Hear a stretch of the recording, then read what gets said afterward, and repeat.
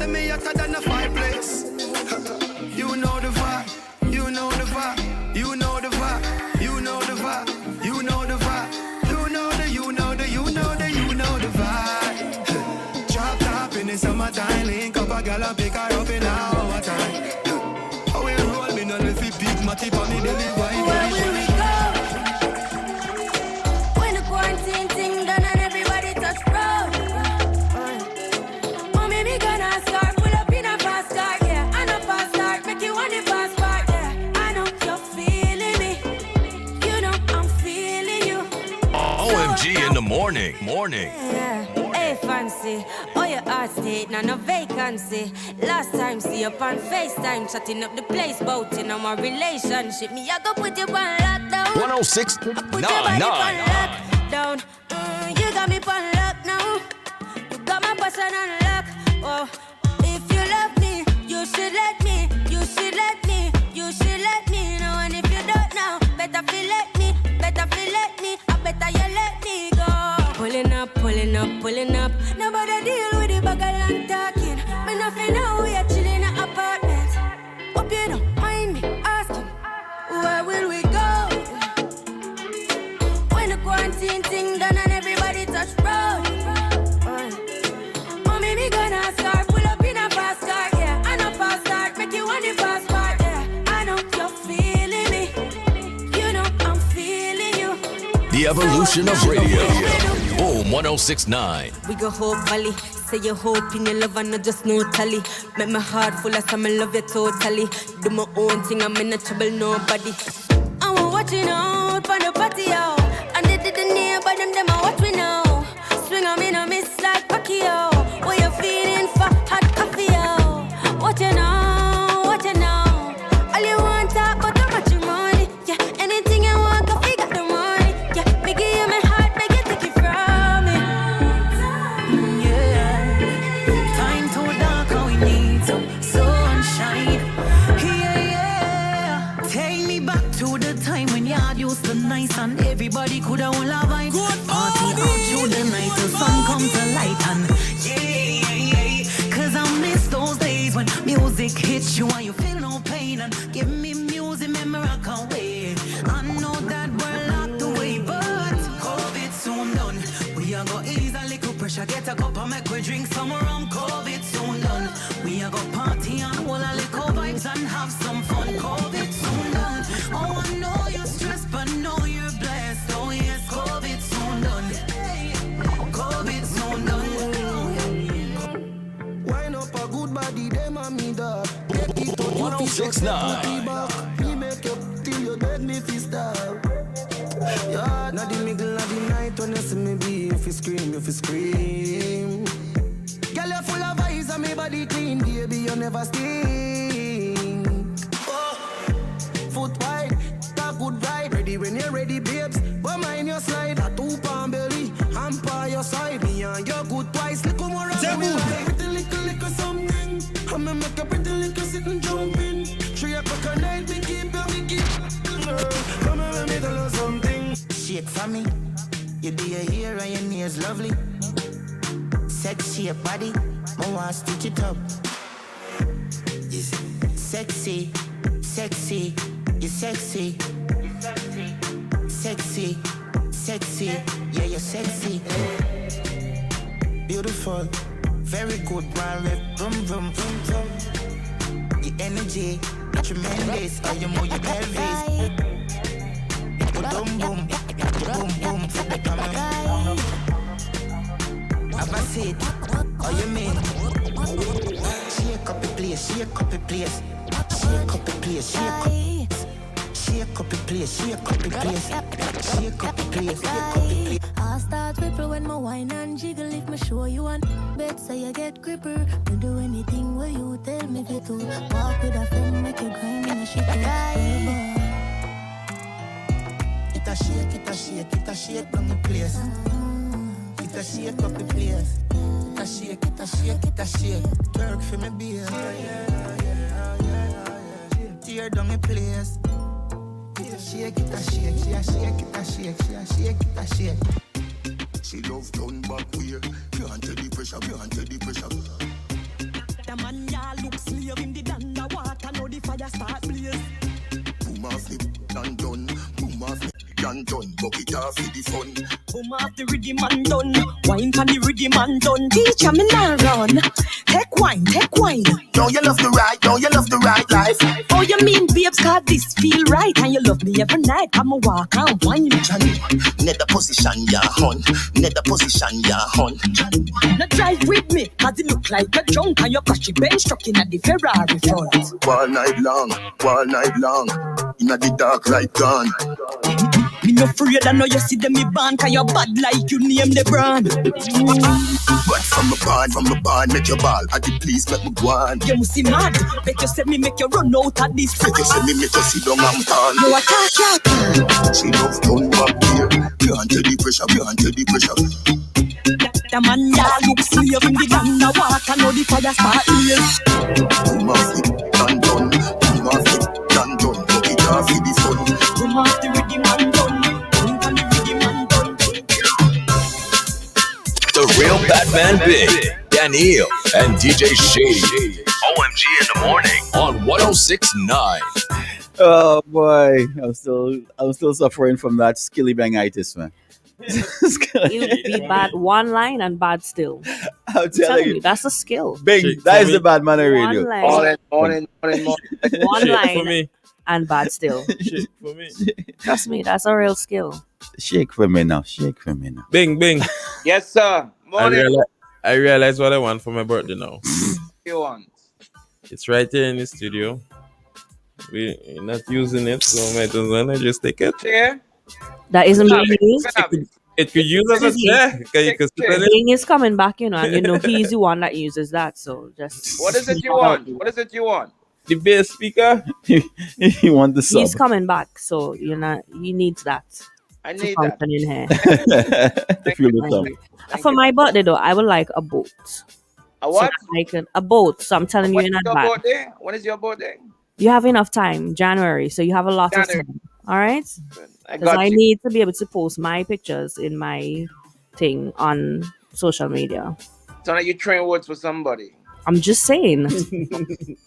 Okay, so a boat. Okay, we work on that. Thank you. We work on that. Good Right. morning to you guys. I'm in a great mood this morning. Listen, guys, this morning students are back in school after being at home for like forever.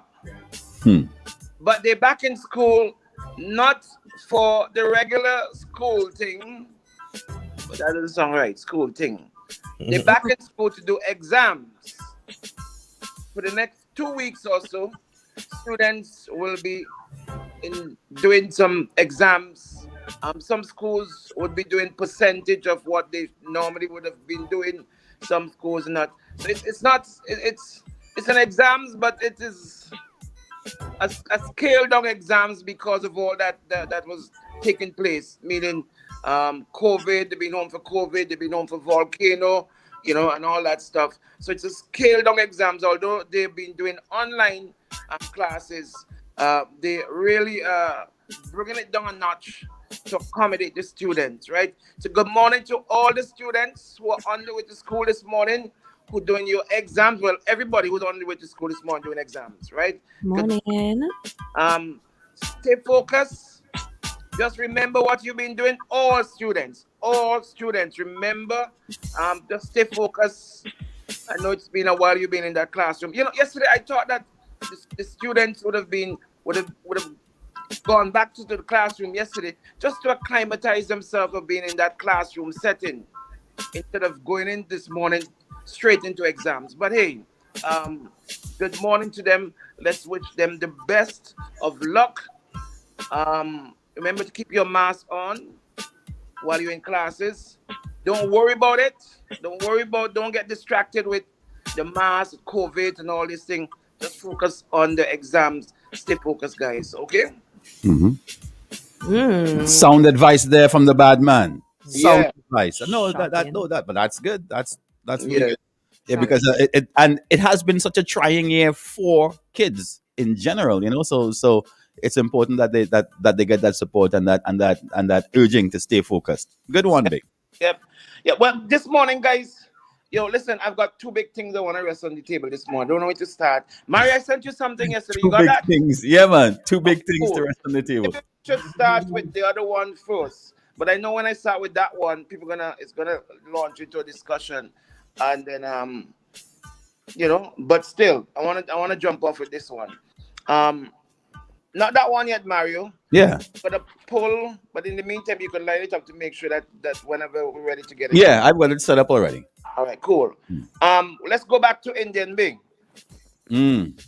Um, I'm getting information that Nadia Huggins, the young lady who went into the water, who photographed the reef, the quote unquote dead reef, that's very much alive.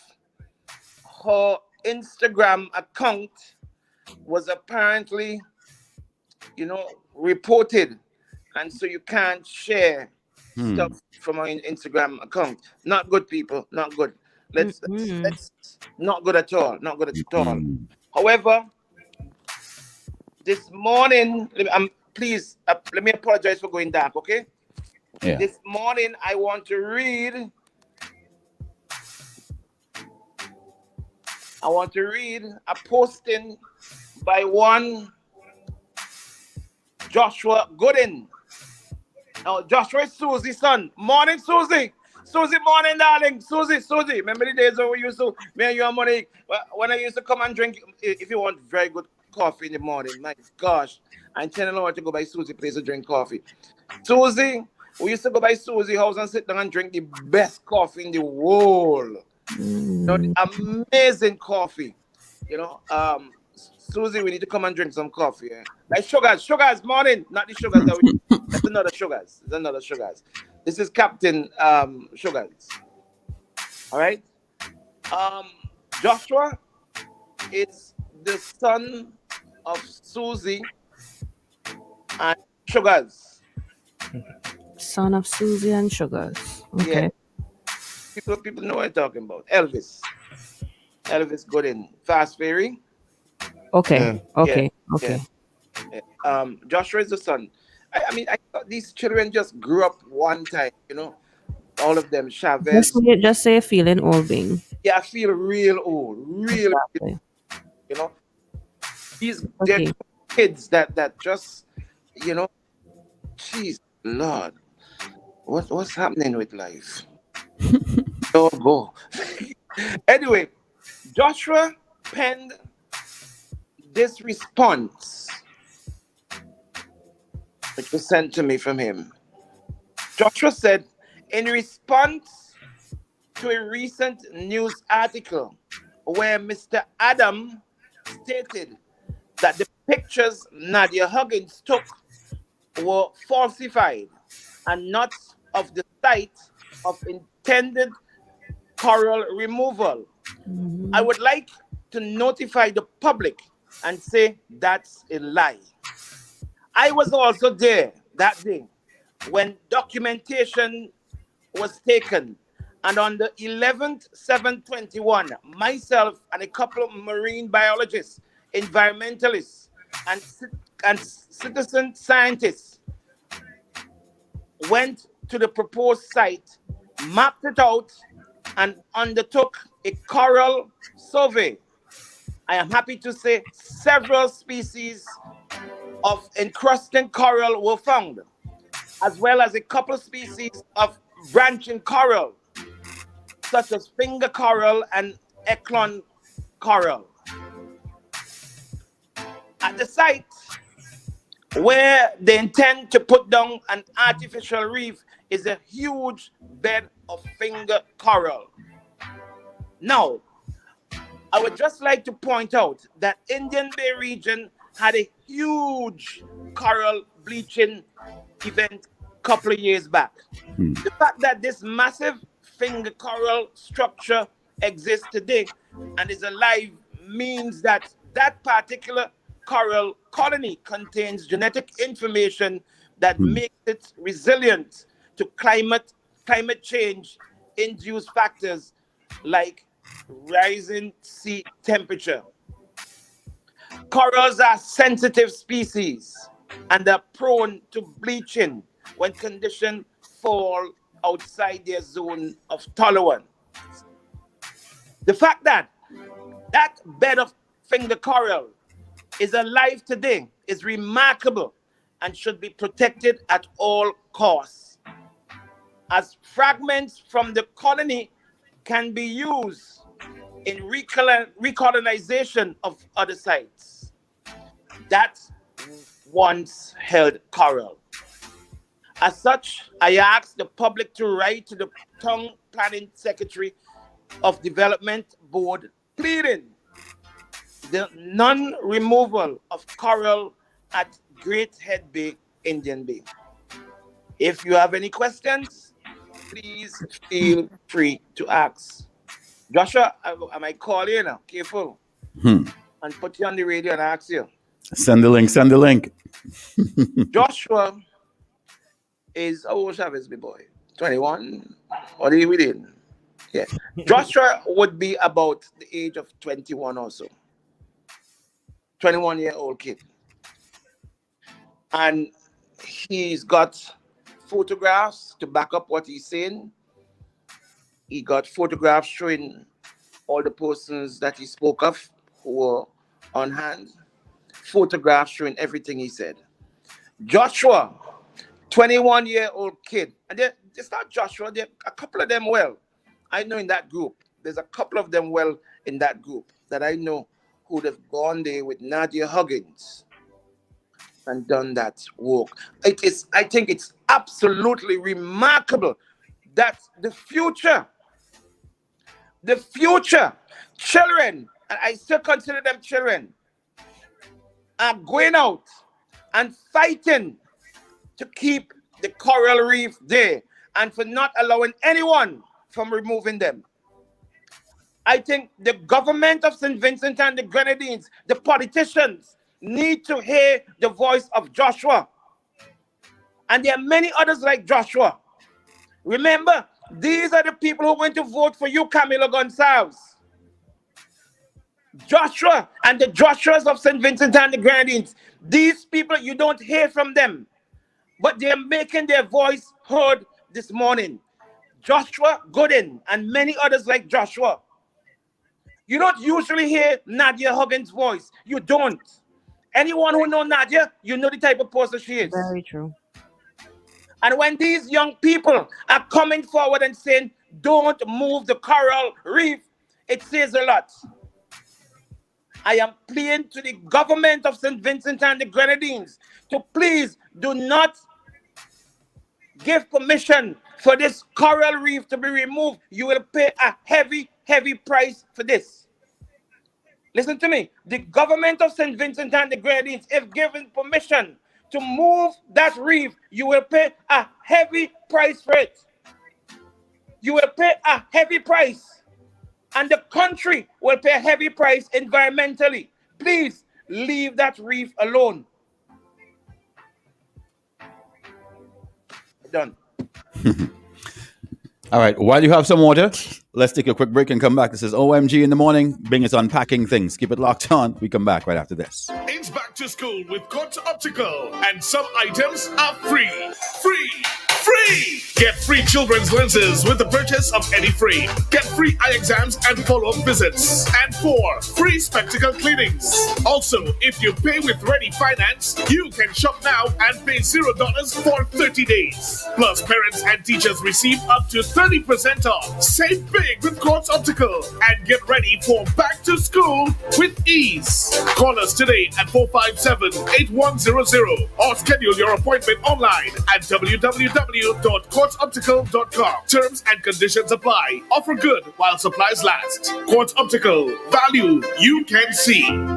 Turbulent times teach us the meaning of dependence. We are all dependent on each other to see each other through these trying times. We are reminded to care. GECU introduces our Care Loan, CARE, comprehensive assistance and relief for essential workers, an offering of financial reinforcement to those who care for us. The GECU Care Loan allows for all essential healthcare workers to borrow up to $50,000 to get themselves back on a firm foundation nation. The Geku Care Loan offers the absolute lowest rate for consumer loans in SVG at just 8.5% and gives you the flexibility of a full 7 years to repay. For more details, visit any of our branches nationwide or our main branch in Kingstown. Your job is to take care of others. Our job is to take care of you. Offer ends June 2022. Terms and conditions apply. So come on into Geku because Geku cares for you. As we face these challenging times, What you doing? We kids have something to say.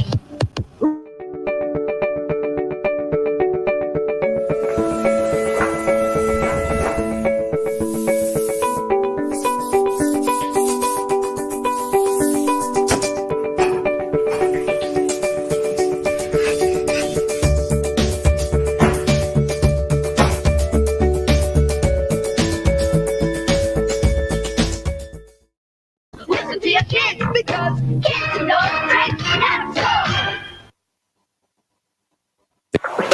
It's time to get primed for the summer with Digicel. Now's your chance to catch your share of $30,000 cash. 4 winners will be selected weekly to catch their share of cash in the Digicel Cash Vault.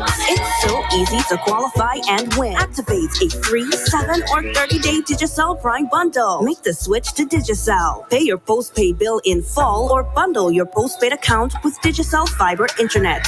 Or when you sign up for your Digicel Fiber Internet. Every week in summer, you get a chance to catch your cash. Get primed for the summer. Let the good times roll with Digicel. Digicel. Primed for the summer. Digicel terms and conditions apply. This is Boom 1069.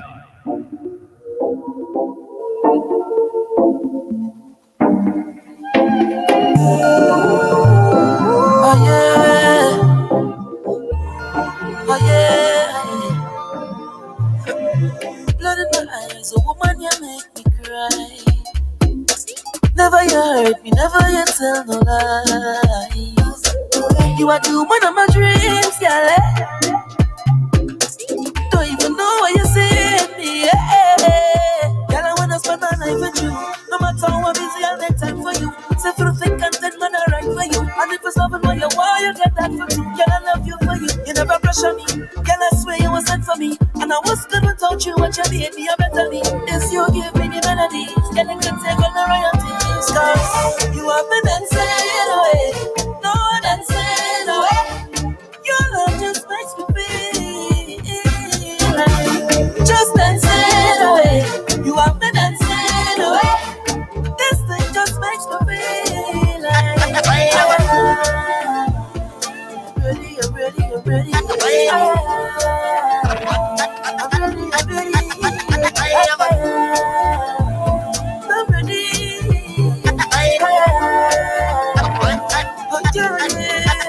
I have a best thing right in my face. You have a best thing right in your ways. Come, let we jam, let we jam, let we jam, let we jam, let we jam to the bed. I wanna make love to this song that's so good. I wanna make love to this song that's so good. I wanna drive you crazy. Girl, you drive me crazy. Anytime you need me, now, girl, if you need to feel me, alright, then behind you. Every little step that you take, every move that you make, girl, alright, then behind you, yeah. And my heart goes where you put them goes. And God knows, I wanna make some love, love, love, love, love, love. Hold you real tight and make some love, love, love, love, love, love. Hold you real tight. I have a best thing right in my face. You have a best thing right in your waist. Come, let we jam, let we jam, let we jam, let we jam, let we jam to the bass. I wanna make love to this song that's so good. I wanna make love to this song that's so good. I wanna drive you crazy. Girl, you drive me crazy. Girl, why not go mad over this? Why not go mad over this? Girl, why not go turn over this? Come now, we turn over this. Girl, why not go mad over this right there? Bend up your back over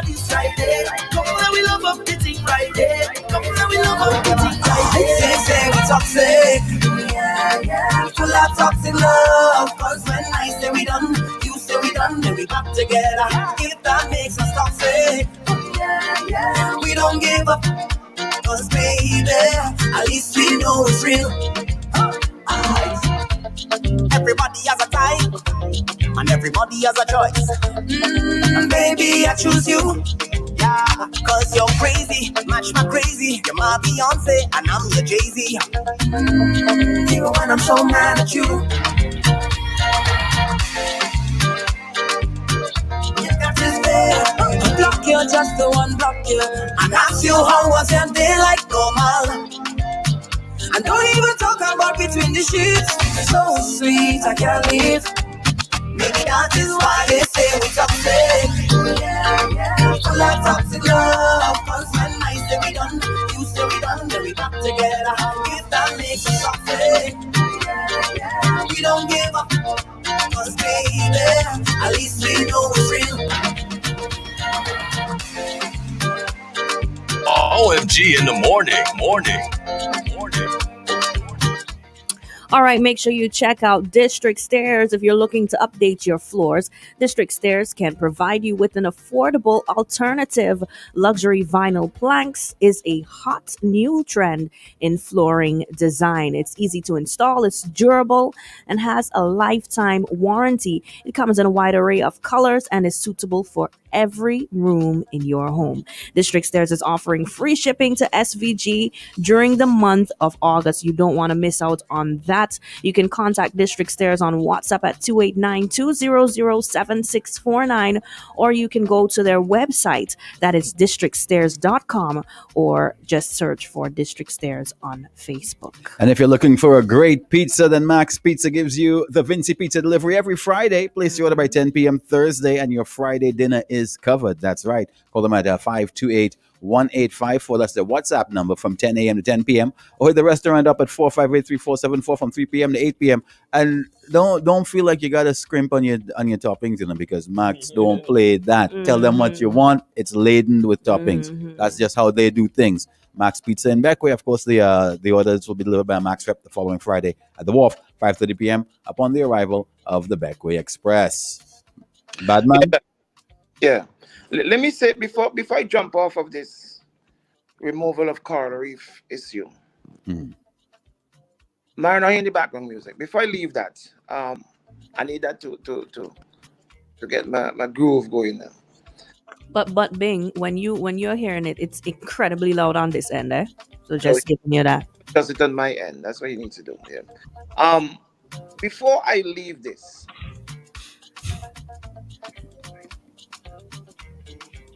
if the minute or the day the planning department put a notification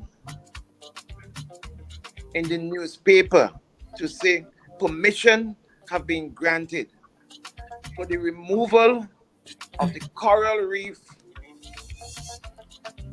in that Indian Bay area. But before I go there, let me speak about this guy, Adam.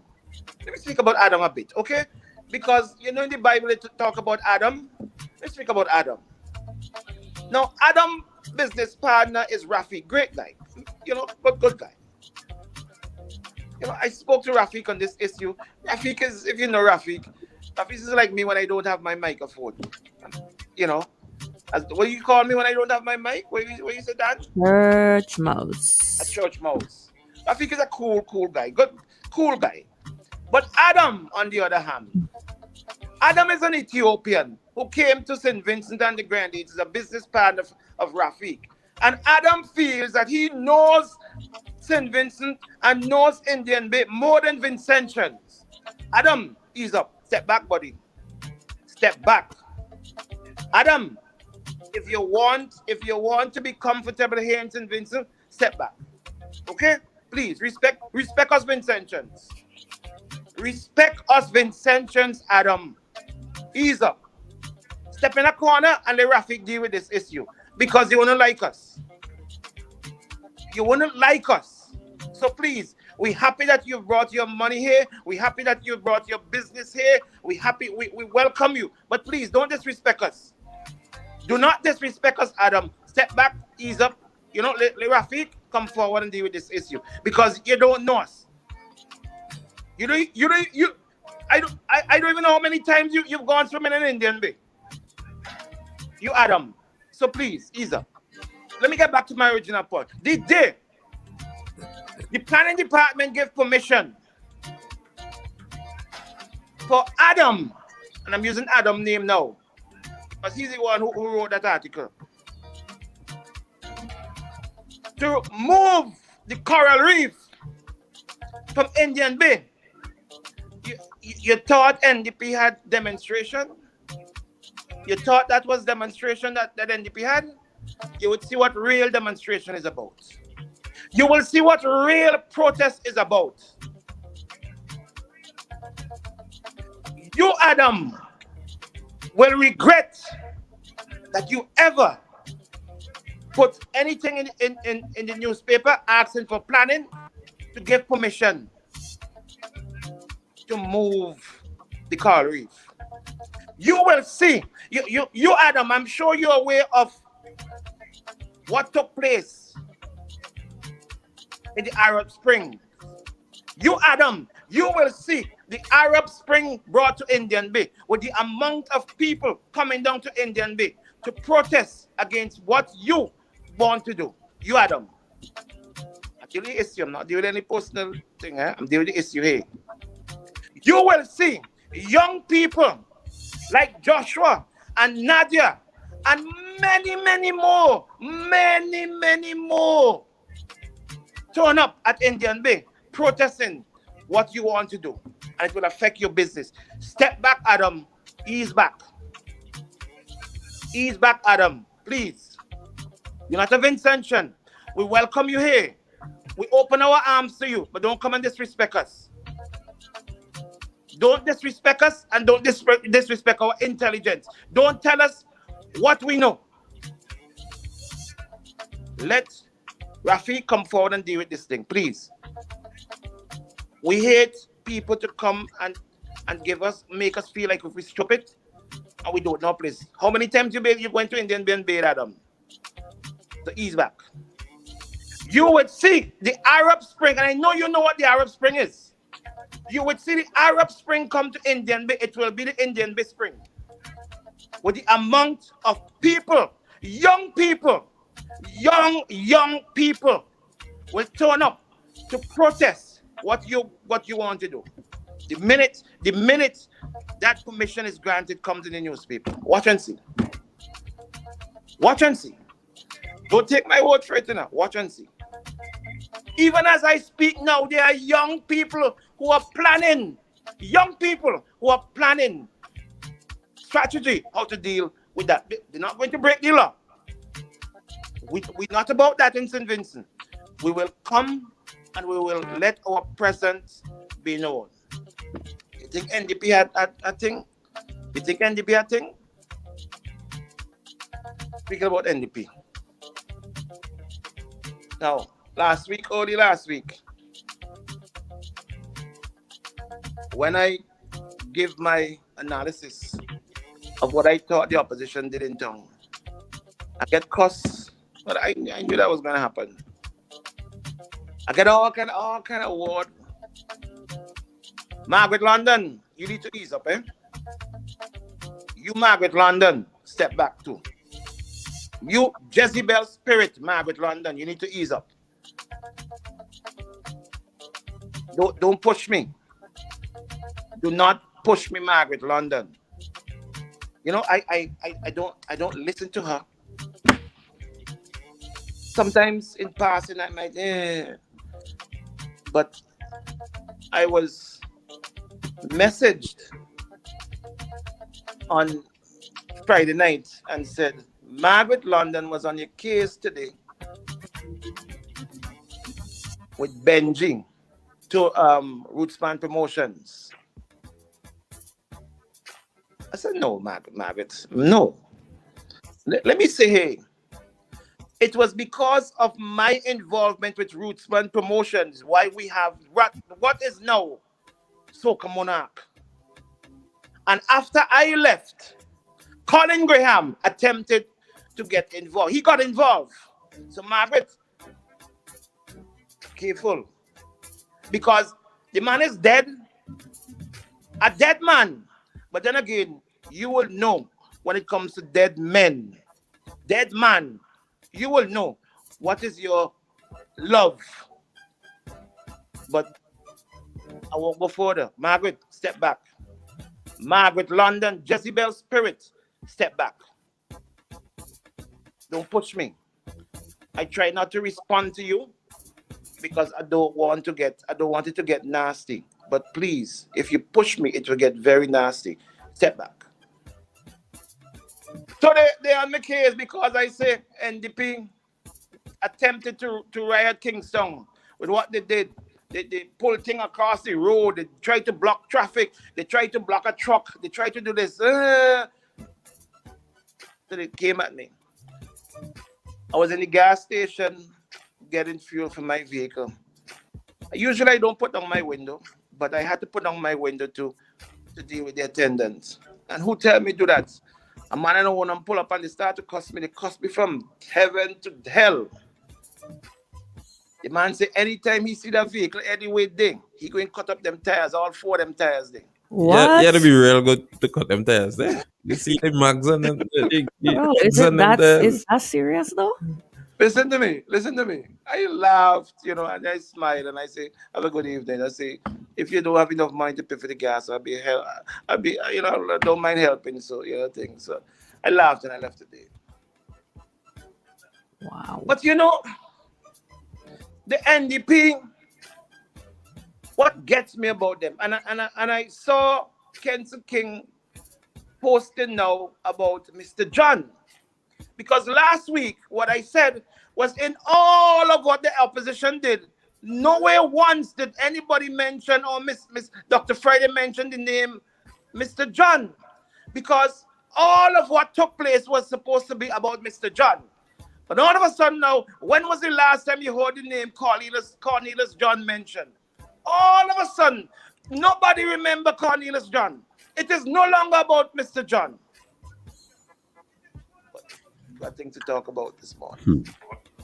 No, nothing at all about Mr. John. You're not hearing anything at all about Mr. John anymore, You're not hearing. You're hearing about Block Road, you're hearing about Law and Order, you're hearing about assassination of Ralph, you're hearing about all kind of thing now. You're hearing about elections. We want new elections, all kind of thing. Nothing at all about Mr. John anymore. Well, there is something making the rounds about Mr. John right now. What is that? I just saw it pop up. Let me see if I can bring it up here in the on the stream. Check this out, Bing.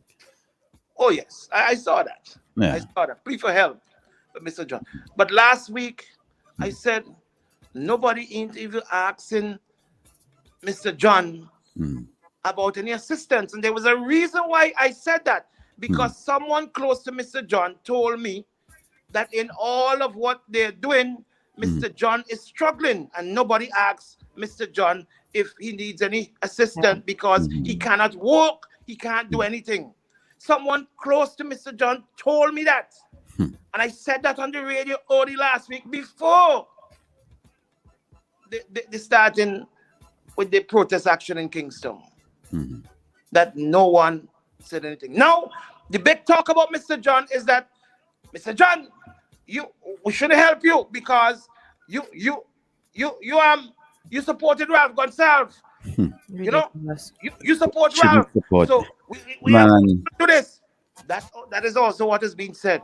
That's the most disgusting thing I've ever heard in my life, huh? Seriously. So all of a sudden, Mr. John gave you the hand up. And all of a sudden now you know about Mr. John history. But how many others in there who supported Ralph Gonsalves at one time? How many others in there among you all who supported Ralph Gonsalves?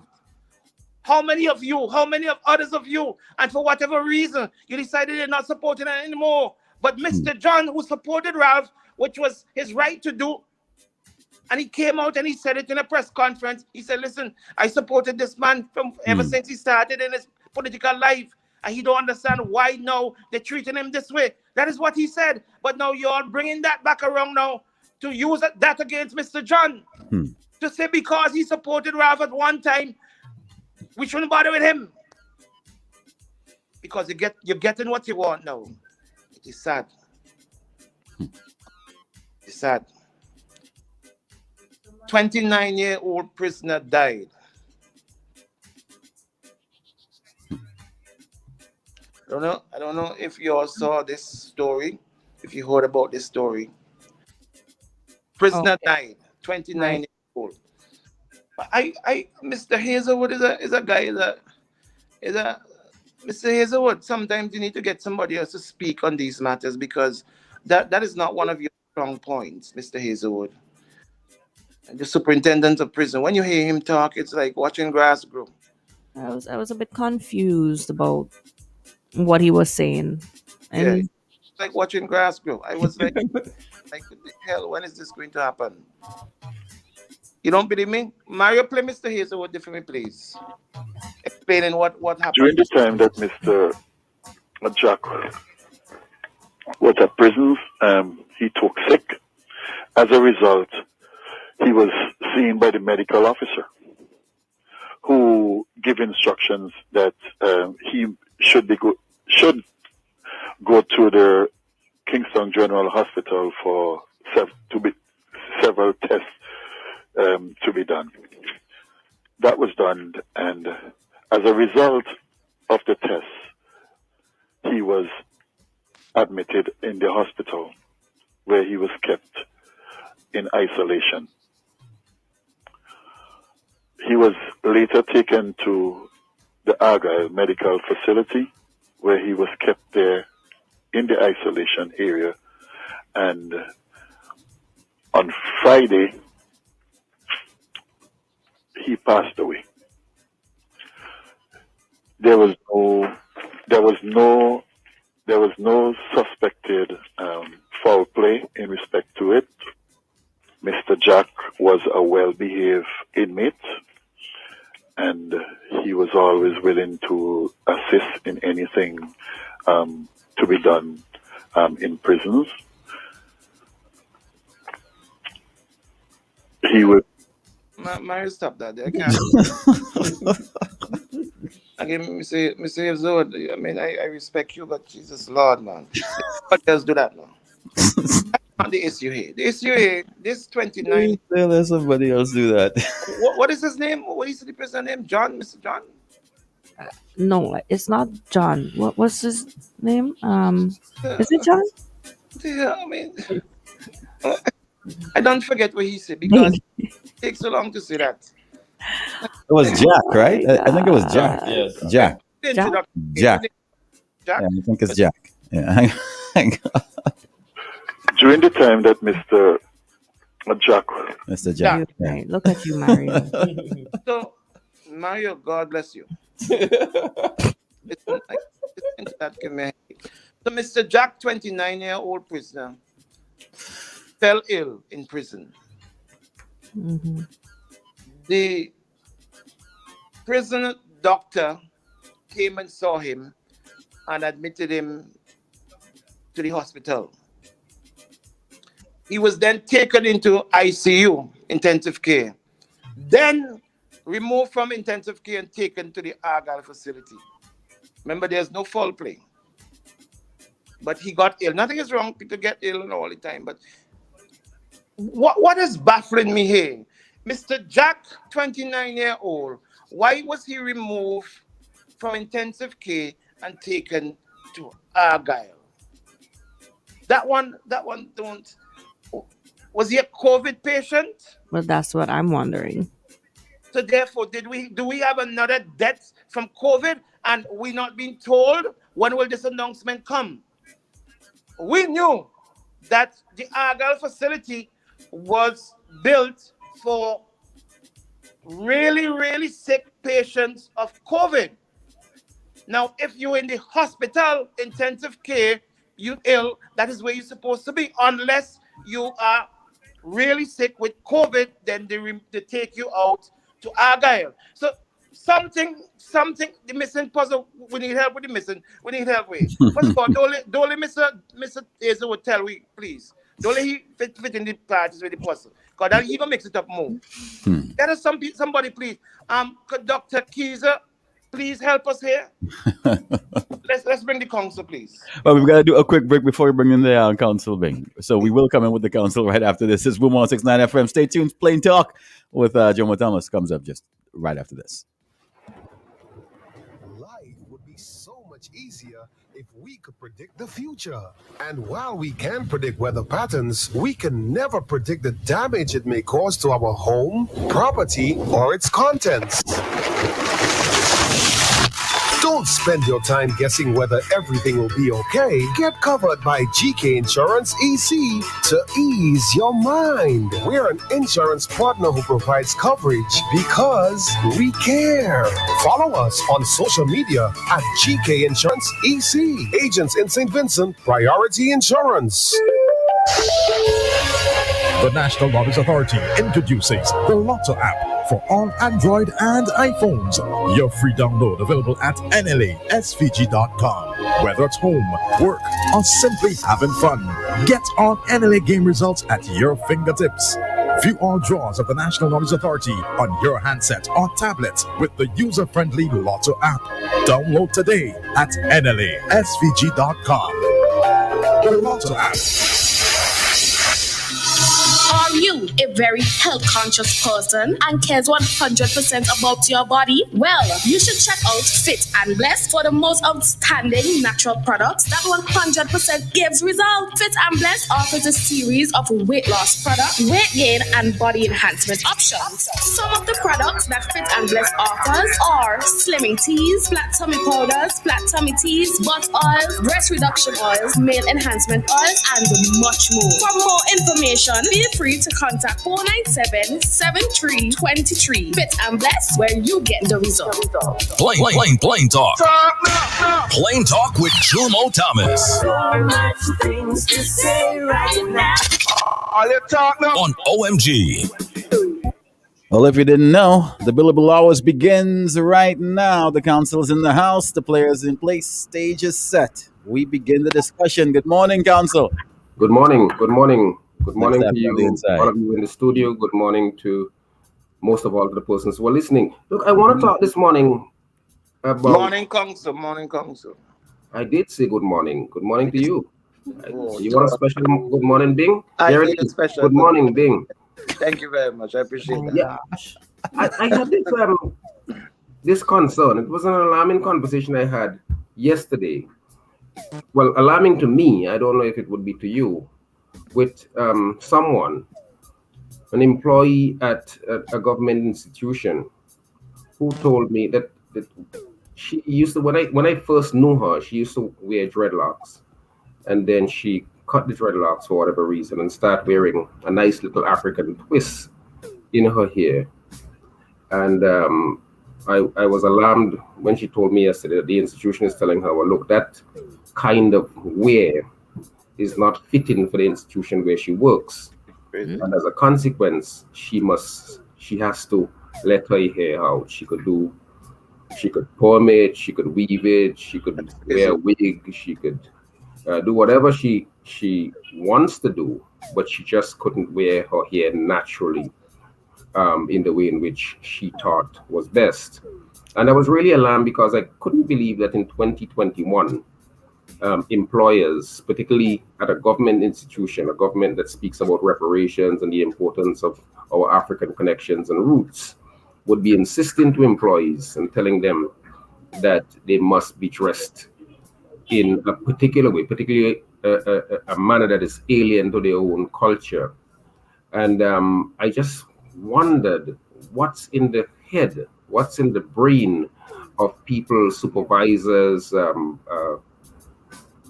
persons in charge of these units, that they would go to an employee and tell them that they could not wear their hair naturally, that they must wear other appendages that are not in keeping with the culture. For example, a young lady which I saw yesterday, she was wearing a wig and I was thrown by it. And I asked her, what happened to your hair? What happened to your natural hair? And that's when she gave me this sad tale about being told that she couldn't wear her hair naturally in those nice little beautiful African twists that I normally saw her with. And I just thought that I don't know if that strikes you all as abnormal, but I thought that we had long gone past that. I remember the days when, for example, if you got an employment, part of your wear was that you had to wear stockings, even though you were living in the tropics. And we have heat here constantly, daily, of 85 degrees or higher. And I always assumed that employers here in St. Vincent who demanded that people wear stockings did not understand the basics and the origins for stockings, and that they were really intended to trap heat. So if you're wearing a stocking in the tropics, you're trapping even more heat on in 85 plus weather. So I thought that had gone by the boards, and another big problem we have is the whole problem of bleaching and so on. But Council, but before Council, when you go to court, do you not wear gown? Excuse me? Do you wear gown when you go to court? Yeah, it depending on which court I go to. Have you protested? If I go to the High Court, I have to wear a robe. Do you protest that? I protest all the time. But you do it. Well, I have to do it because that's what they're demanding now. But okay.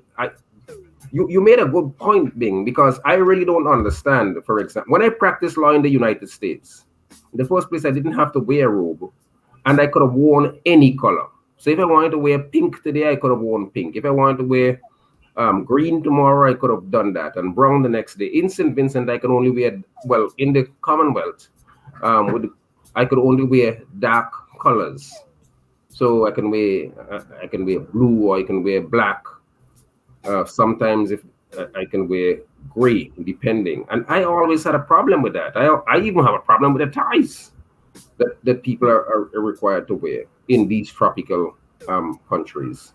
So I am saying that the practice seems to me just off, that we have adopted European standards and we have imposed them on people in different in different climatic regions, climatic corners of the world. And that to me is problematic in the same way in which I find bleaching to be problematic. I remember when I was the Speaker of the House, I had raised the question proposing that the government should ban all bleaching creams and products, and that got a very strong and heavy pushback from the Prime Minister of St. Vincent and the Grenadines. But I still fight these issues because I think that they're just unbecoming in this age. We are in 2021, for crying out loud. And why are we still asking our employees, our brothers, our sisters? But then again, if in 2021 we are demanding that people take vaccines or they lose their jobs, I believe anything still holds. Wow. Yesterday morning, we raised I don't know if you've been following what's taking place in Barbados. Today, Barbados is on lockdown. They're going into curfew because of the different variants of COVID turned up in Barbados. What's your take on this, going into lockdown? Well, I think that they have to do what they feel compelled to do. Some of the science seems to be saying that the lockdown don't really help with the spread, with the curtailment. But if some leaders think that their professionals are telling them that's the best thing to do, that's what they should do. I know St. Kitts just came out. I think St. Kitts came out of lockdown yesterday, and Trinidad has been essentially in lockdown for well over a year and a half now. So some people are doing what they feel compelled to do.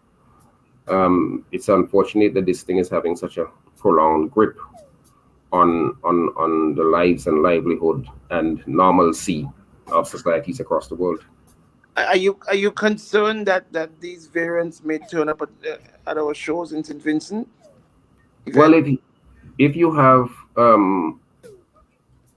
the kind of travel situation that we have now, eventually we may have some variant coming over. I am always concerned if a pathogen comes our way. I don't want our people to be harmed. I don't want our people to be hurt in any way. But we just have to be cautious, and we have to do all of the things that are necessary to ensure that we protect ourselves. Do you think that more persons will... I emphasize the word necessary. Do you think more persons will see more persons taking the vaccine now that we're hearing that that variant is in Barbados?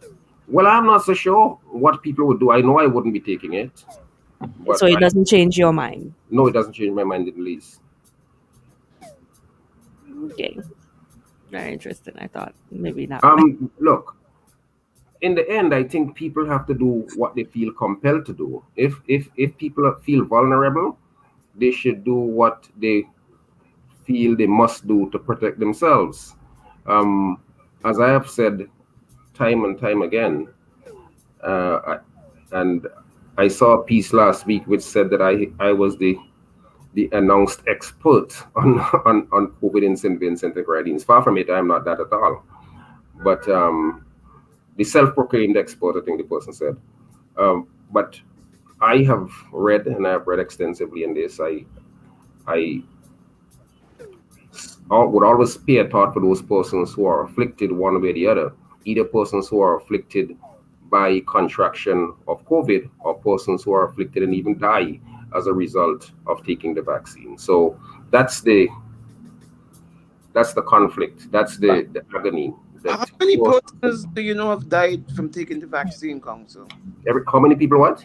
Do you know have died from taking the vaccine? Where, in St. Vincent? Anyway. Well, I've seen reports that says up to 15,000 people have died in the EU and up to just over under 6,000 have died in the United States. And these are from official government numbers. Okay. And how many have?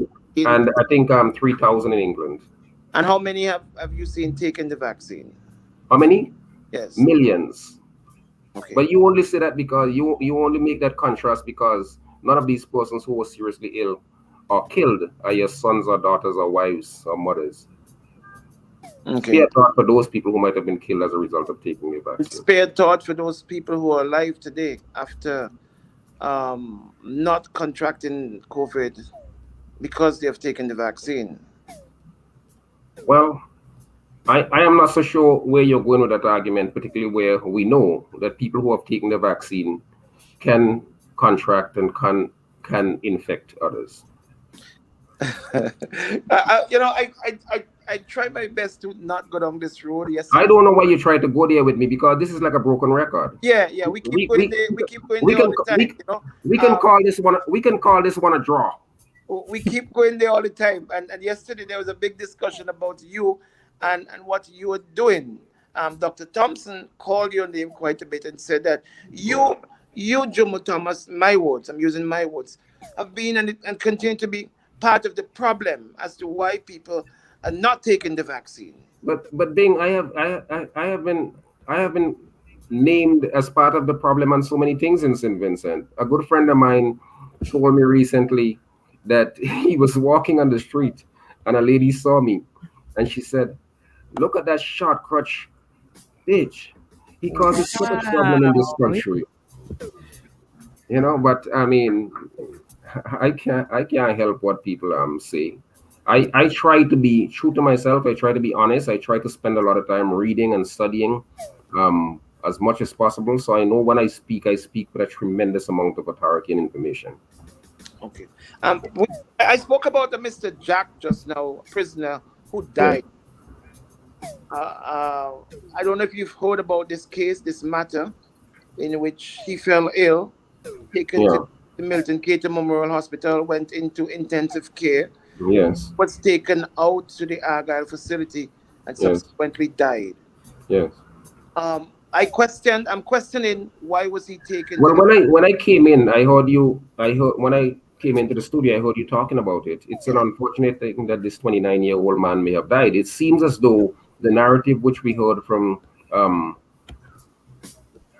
Mr. Hazelwood seemed to indicate that the man may have contracted COVID and died, because there would be no plausible reason for them to take him from ICU in Kingstown and take him to the facility at Argyle if he had not had COVID, because my understanding is that facility at Argyle speaks to or addresses or takes care of people who are afflicted with COVID. If that's the case, what needs to be done urgently is for there to be tests of as many people that Mr. Jack might have come into contact with at the prison. But we have to watch and see what happens there.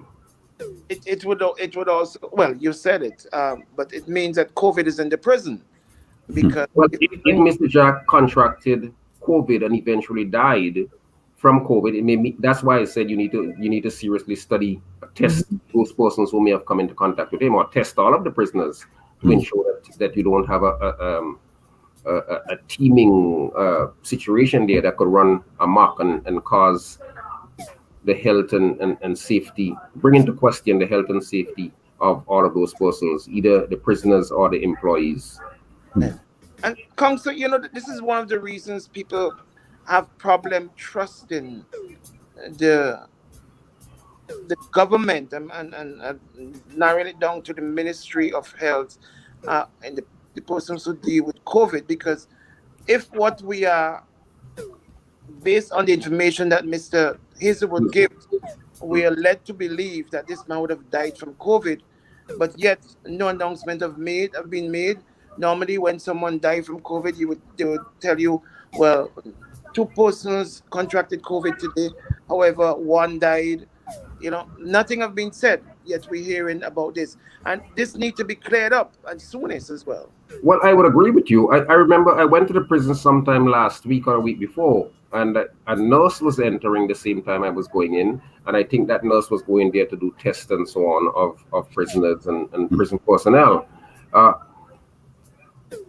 Clearly, if there's an incident, and there seemed to be one where a young man, 29 years old, died from COVID, who had been a prisoner, then that's an alarming situation that should be addressed immediately. I am with you, Bing, that if this man died and if he was taken to the hospital and he spent a few days in the hospital, why was there no announcement by the authorities, by the health authorities, that look, we have a situation? Maybe they didn't want to create alarm, but we have a situation at the prisons. Someone has contracted COVID. That person is seriously ill. That person had to be taken to the hospital and placed in isolation. We are now in the process of doing the testing to see whether other persons may have been infected. I think that kind of transparency would have helped in a great way to keep people in the loop. I have said long that I have little or no confidence in the way in which the authorities here speak to the issue of COVID. They seem to lurch from one thing to the next. There was a time when, you may recall, when that sailor man had died, there was a very quick announcement that he had not died from COVID, because then we didn't want to hype the issue of COVID deaths.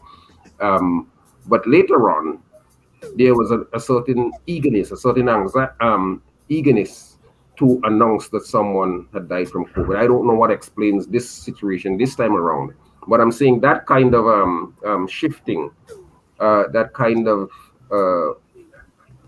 aggressiveness in announcing, sometimes a fear. I don't want to say a fear, but a kind of hesitancy in announcing at other times is questionable.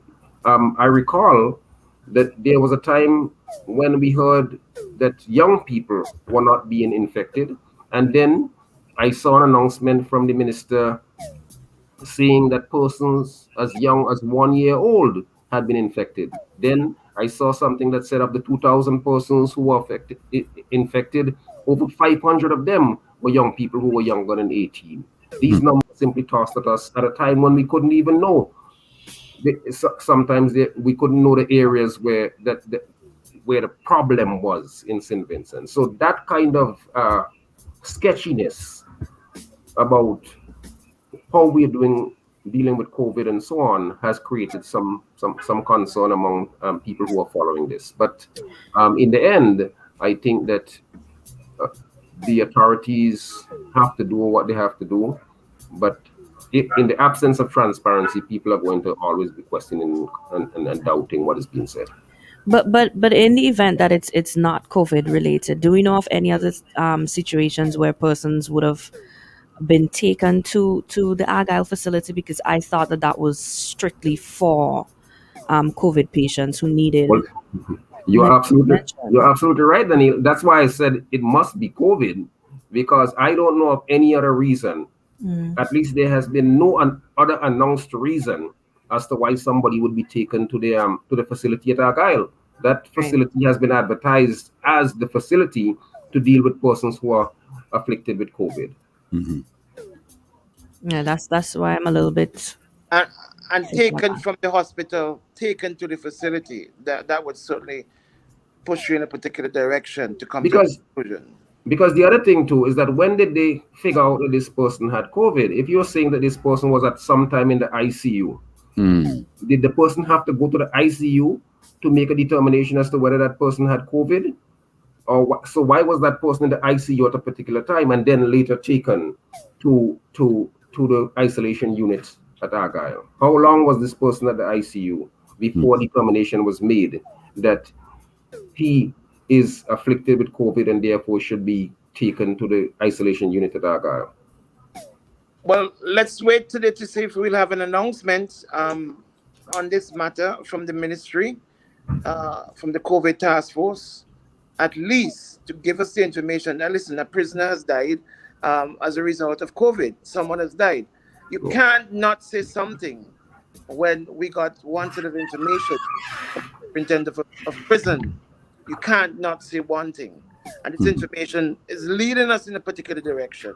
So let's wait and see if we'll have some sort of announcement today. Guys, you got anything else? No, that's it. I think sooner rather than later we are going to get an announcement from the Ministry of Health regarding that. Right, schools are open this morning.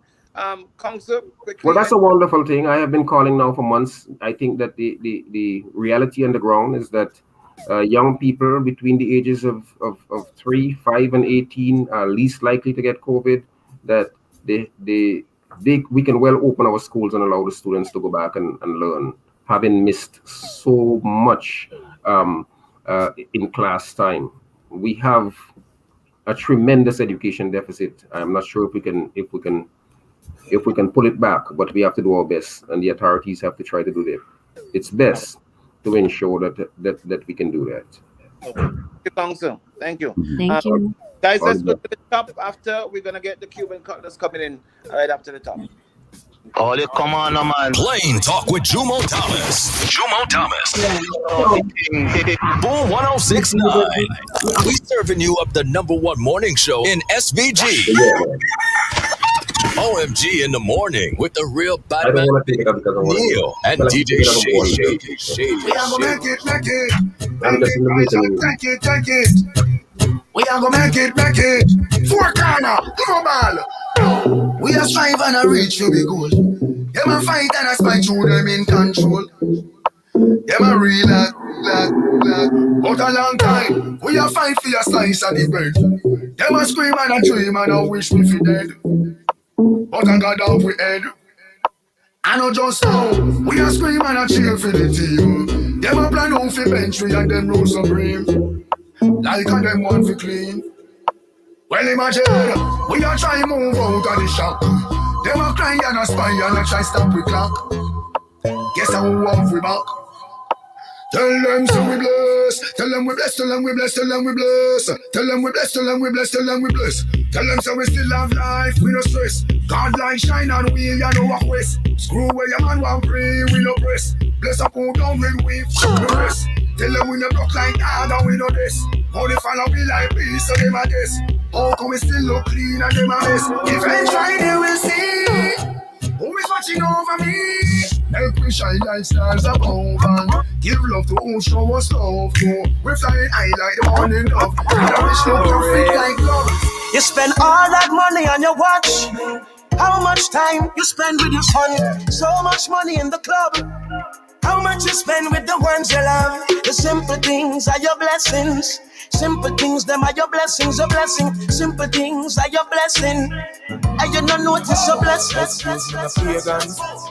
Now seek validation, those and admiration from you now your patrons.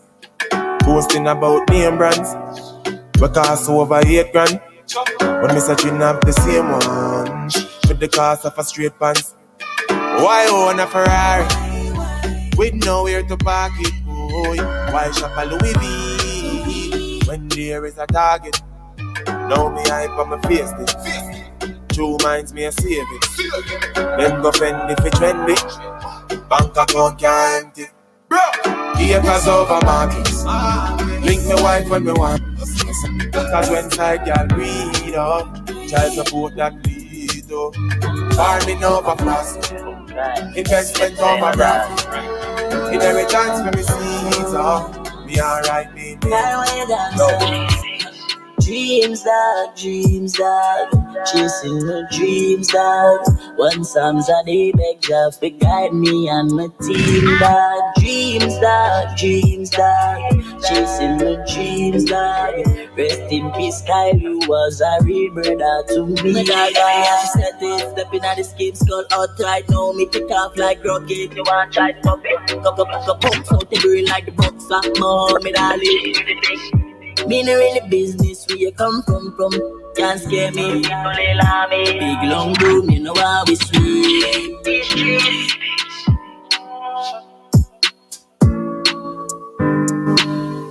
OMG in the morning. No juice there at all. Gotta say hi to the folks at Quartz at shops at Quartz. We're here for you. Shop in store or online at www.shopquartz.com. Save on a wide range of smart TVs, mattresses, and electronics. Shop with Quartz Ready Finance and get an instant approval. Pay nothing down with a hassle-free repayment period of up to 36 months. Quartz, bringing value home. And if you're looking to update your floors, District Stairs can provide you with an affordable alternative. Luxury vinyl planks is a hot new trend in flooring design. It's easy to install, durable, has a lifetime warranty, comes in a wide array of colors, and is suitable for every room in your home. District Stairs is offering free shipping to SVG during the month of August. You can contact District Stairs today on WhatsApp at 289-200-7649. You can also reach them on their website, districtstairs.com, or you can search for them on Facebook. Shady, this is a special for you. Nuts and ram. Got a pack of nuts when you purchase 4 Village Ram, but you need that. All right, some nuts and ram. Nuts. You can also buy. And I'm a ram. All right, buddy. You can also buy 5 Island Sips, 350 milliliter water, and get one for free. Offer available in selected supermarkets while stocks last. Village Ram ain't for no lambs, buddy. And Island Sips is beyond water. Bad man. Yeah, so we got Stephen, the Cuban Cutlass, will be coming in now. All right. Yeah, that's right. Stephen is on the inside. Let me bring him on. Good morning, Steve. How you doing? I'm good, buddy. Can anybody hear me? Yeah, you sound great. Yes, Today you sound like things better. Well, things I have our IT specialist up here. And he's for me to make sure I can sound semi-competent. So you can't help what comes out of my mouth, though. So don't blame me. Yeah, I hear that. Listen, man, since you mentioned that Village Ram thing, yeah? Shady told me that he can vouch for that. He said that's an amazing drink. Right, Shady? Yes. Thank you, man. Good man. Why didn't tell Bing? Because I hear Bing needs help, you know. Listen to me. I'm a baby making machine. I am a baby making machine. Don't get me started. Do not get me started. Buddy. When was the last time you produced a baby? When was the last time? That's not the point. That's not the point. That's not the point. Ancient history you're talking about. Man says just magic tricks now. Just powder. Ancient history. Bring some Village Ram, buddy. Let's get on with it, okay? I can tell you Village Ram works, okay? Because at my age now, I'm 59 years old now, buddy. I need all the help I can get. So you need all the help you can get. All the help I can get. No more Shady helping me out, though. Shady says he wants me to help, but you don't want his help. I'll send a delivery up for you today. Shady don't help me out, huh? So whatever you do. Anyway, guys, just a couple quick things. Because somebody called me this morning and told me, you know, this reef thing going on at Indian Bay, obviously, right? The people have have applied, which, by the way, I should mention is the right thing. Apparently, the developers have done the right thing by doing a proper application. Bring him on, Mario.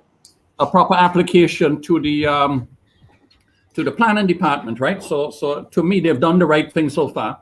But the next question really is, what happens next? Obviously, we know there's lots of people who feel this is a really bad idea, including myself. And I have also, we got to be careful when we're destroying reefs. And the people who are developing that property, I presume the property is meant to attract high-level tourists, right? Okay, and therefore, since it's meant to attract high-level tourists, I think the people also, I'm not sure what their expertise is in this area, but high-level tourists these days are very conscious about environments and environmental concerns. And destroying a reef is not a good way to show that you're starting in the right direction in that area. I work for a company where the environmental issues are critical and are important, and they're important not only in their own right, but they're also important because of the kind of guests that we attract and so on. I think it's gone away the wrong way. And to be honest with you, if it was me, I would suggest what you do first of all is go and build a new reef first. Give it 3 or 4 years to just run properly, and then we could revisit this whole thing. But that's another story. More disturbing I found though, and I don't want to blame anybody for this, Bing, but somebody called me this morning and said to me that Nadia, the young lady, can't remember her last name right. Sorry? Nadia Huggins. Right, Nadia Huggins, right? Apparently she has an Instagram page and she puts a lot of comments and so on the reef matter, because obviously she's a very concerned person about this matter, right? And she's a fantastic photographer, and she's done a lot of work, which seems to be to a layman like me to say that the reef is not dead. And by the way, if even it was dead, there's a lot of reasons to keep dead reefs in where they are, in the right positions that they're in. But that's another story altogether. But what I found more disturbing, apparently, is that Nadia's comments apparently are not allowed to be shared on Instagram anymore. My understanding of Instagram, which I am not on, but what I was told by people who are experts, is that if you go and post stuff on Instagram that somebody doesn't like, they can report you, and then Instagram stops you from being able to share those posts. If that is the case, I really think that is most unfortunate, and I would hope that it has nothing to do with the developers or anything like that, and I don't see that they would stoop to such low levels to do that. So maybe it's somebody who thinks they're doing them a favor. But if you are and you're listening, you're not doing them a favor. You're making them look bad. Okay, so please let's not do that.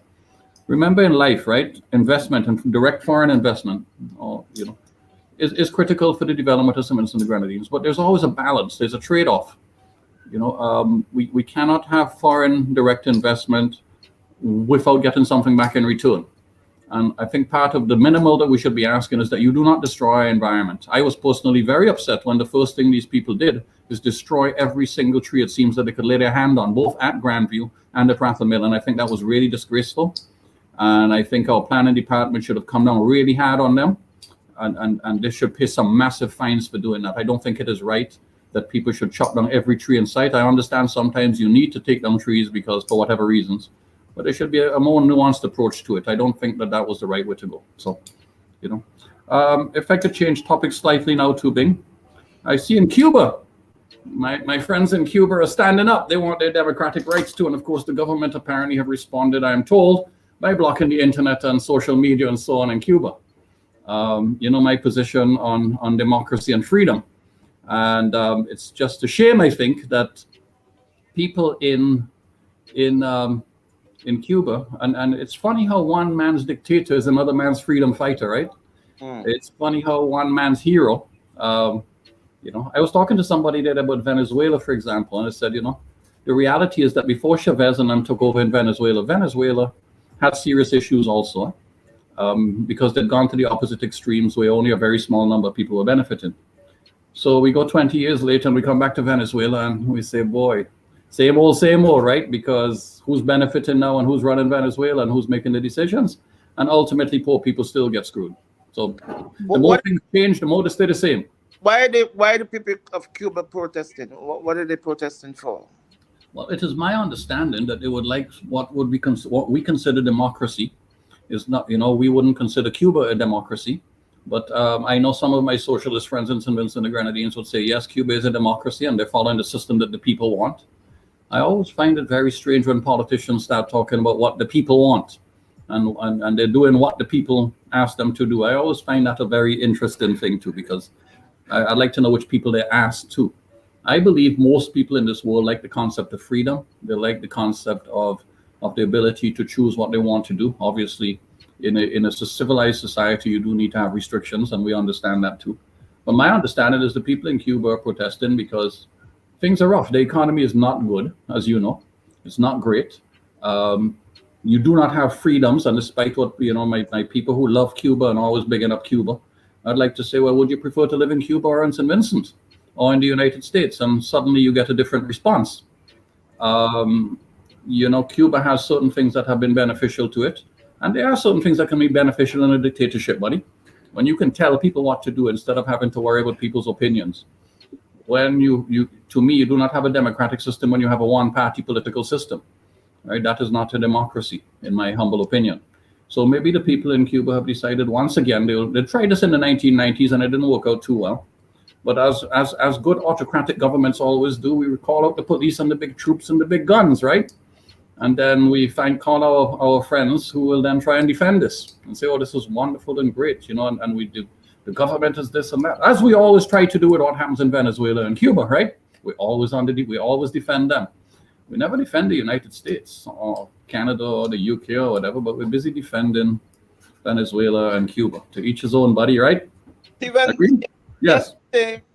Someone commented on the program that you've taken 380 deposited, and Mario said, no, you mean 160 or 180 on your position with regards to COVID. What has happened? You've changed your position. At one point, you were saying we're involved in scaremongering by telling people about COVID and all of that, Yes. It was a disease that we need to be careful about. Yes. What has happened that has changed your position on this? Well, let me start back since you mentioned that, and I want to thank you for bringing that up because it's not the first time somebody has accused me of that. So I want to go through that in a couple of minutes. But before I start that, right? Yesterday I made a few comments, and a few people have come and told me I shouldn't be calling people stupid, right, and idiotic, right? And I thought about it, and then I said, well, why not? Lots of people call me stupid. I don't get offended by it, right? And I do lots of stupid things. So if you call me stupid because I do what somebody thinks is stupid, it's just an opinion, guys. Don't get excited because somebody calls you stupid. I've been called idiotic, stupid, moronic, all kinds of names. The hell do I really care, right? You should have enough security in yourself to know whether you're being stupid or not. Okay? And when I call people stupid, I usually have a reason. Oh, God. Now, can I go back to changing my position? Hold on, Daniel is trying Go ahead. Sorry, ahead. Dan. It's very annoying. It's very annoying hearing you repeat that over and over again. If you've already said it, that you think people who haven't taken the vaccine is stupid, it's stupid. And from this point on, I'm going to ask you to respectfully not continue to use that narrative.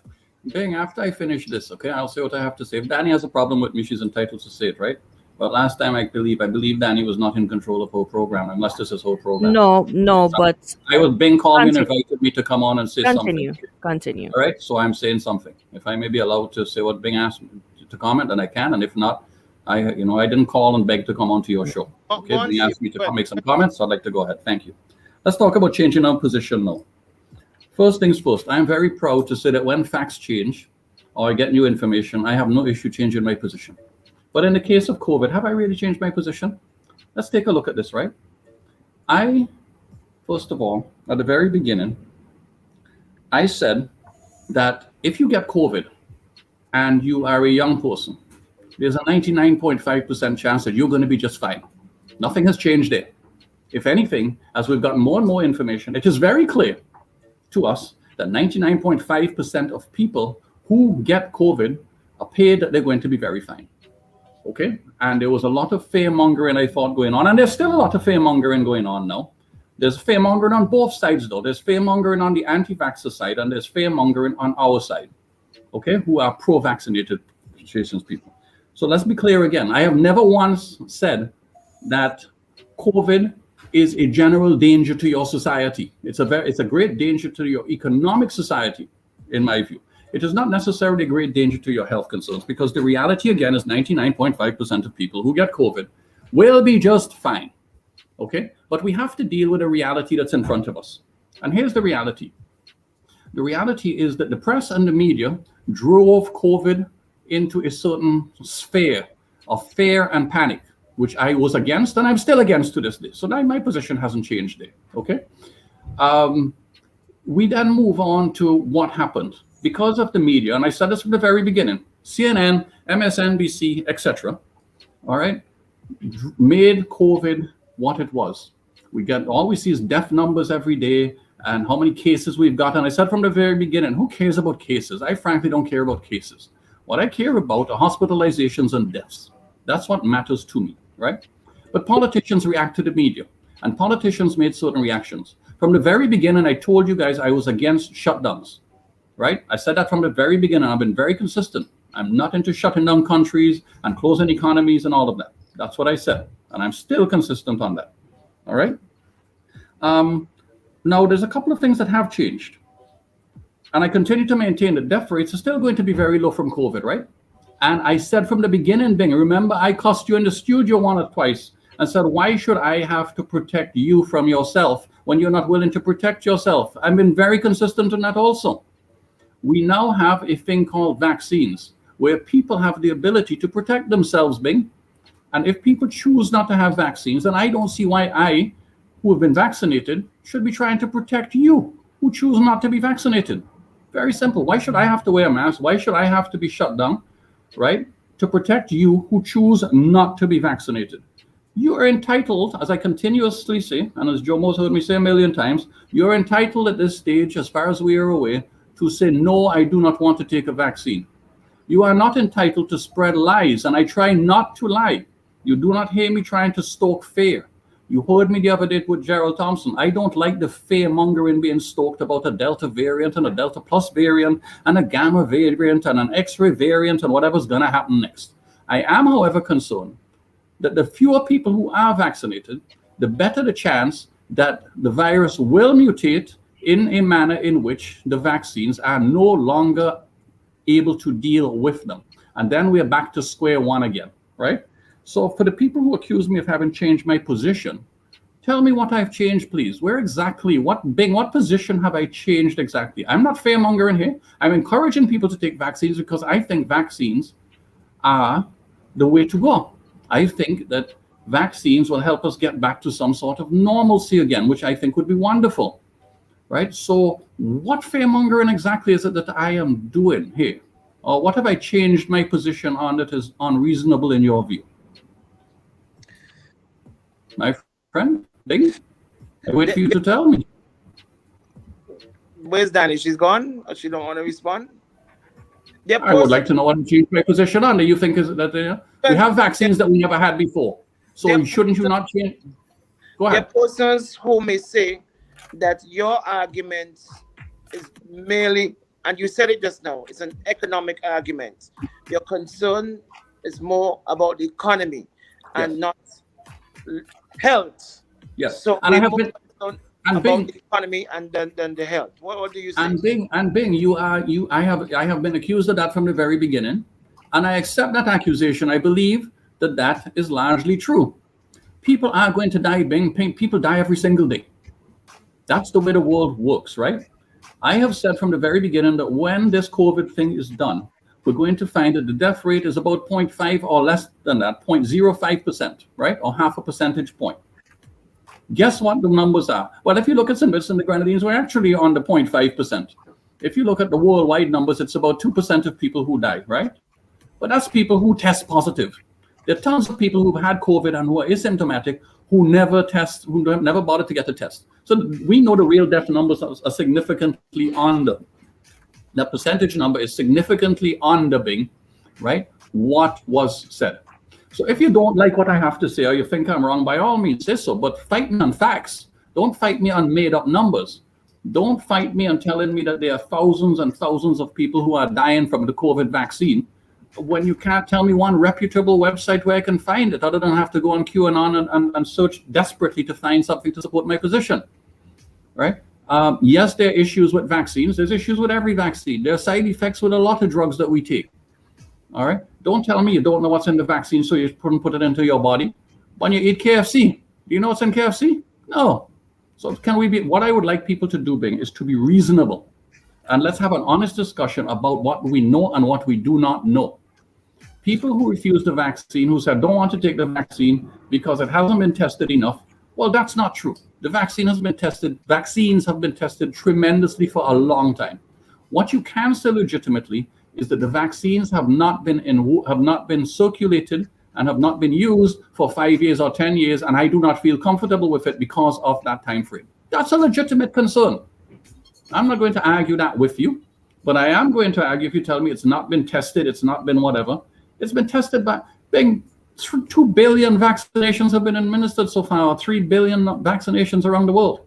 We're not seeing people dropping dead in their thousands, or if we are, then there's some massive conspiracy going on and it's being hidden.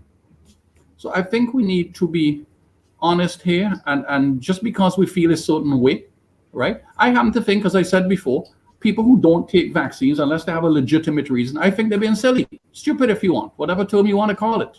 I really don't care what people want to call it or not, right?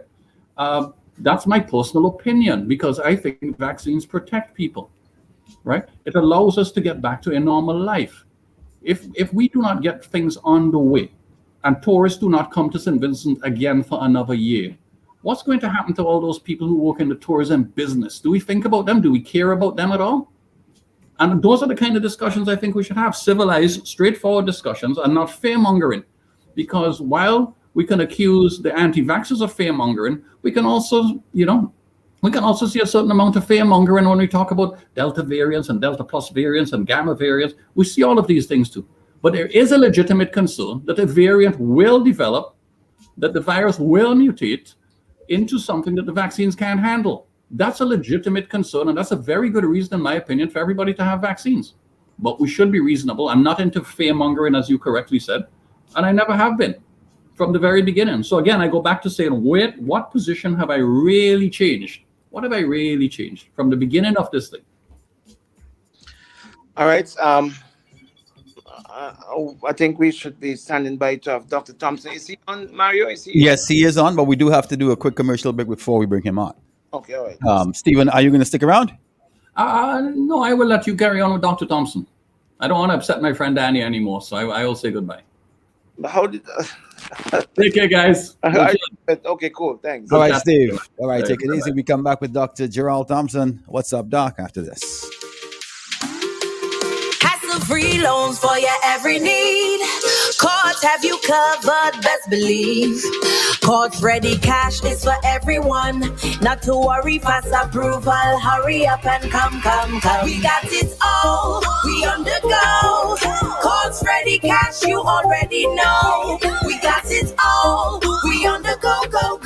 Cards Ready Cash, always ready when you're ready. Let's go. Cards Ready Cash. Ready when you are. Nighttime come, sunset strong. Man can't sleep when day is long. Hold head high, squeeze eye tight. Sunset strong to welcome night. Ola do, ola day. When you feel to break away, you could smile at the end of the day, cause it's sunset strong tonight.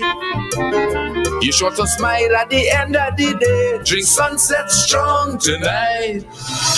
Are you a very health-conscious person and cares 100% about your body? Well, you should check out Fit and Blessed for the most outstanding natural products that 100% gives results. Fit and Blessed offers a series of weight loss products, weight gain, and body enhancement options. Some of the products that Fit and Blessed offers are slimming teas, flat tummy powders, flat tummy teas, butt oils, breast reduction oils, male enhancement oils, and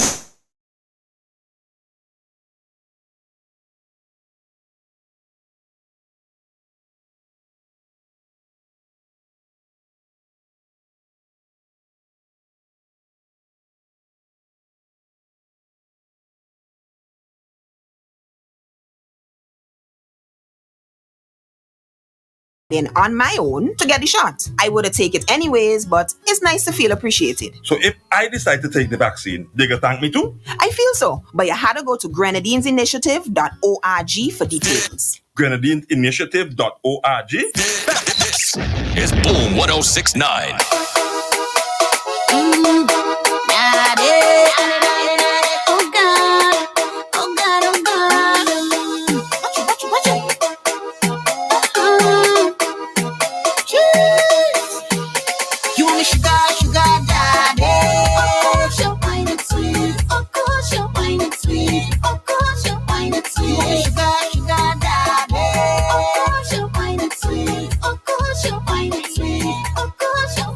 Every girl has someone who they sure they could depend on, believe me.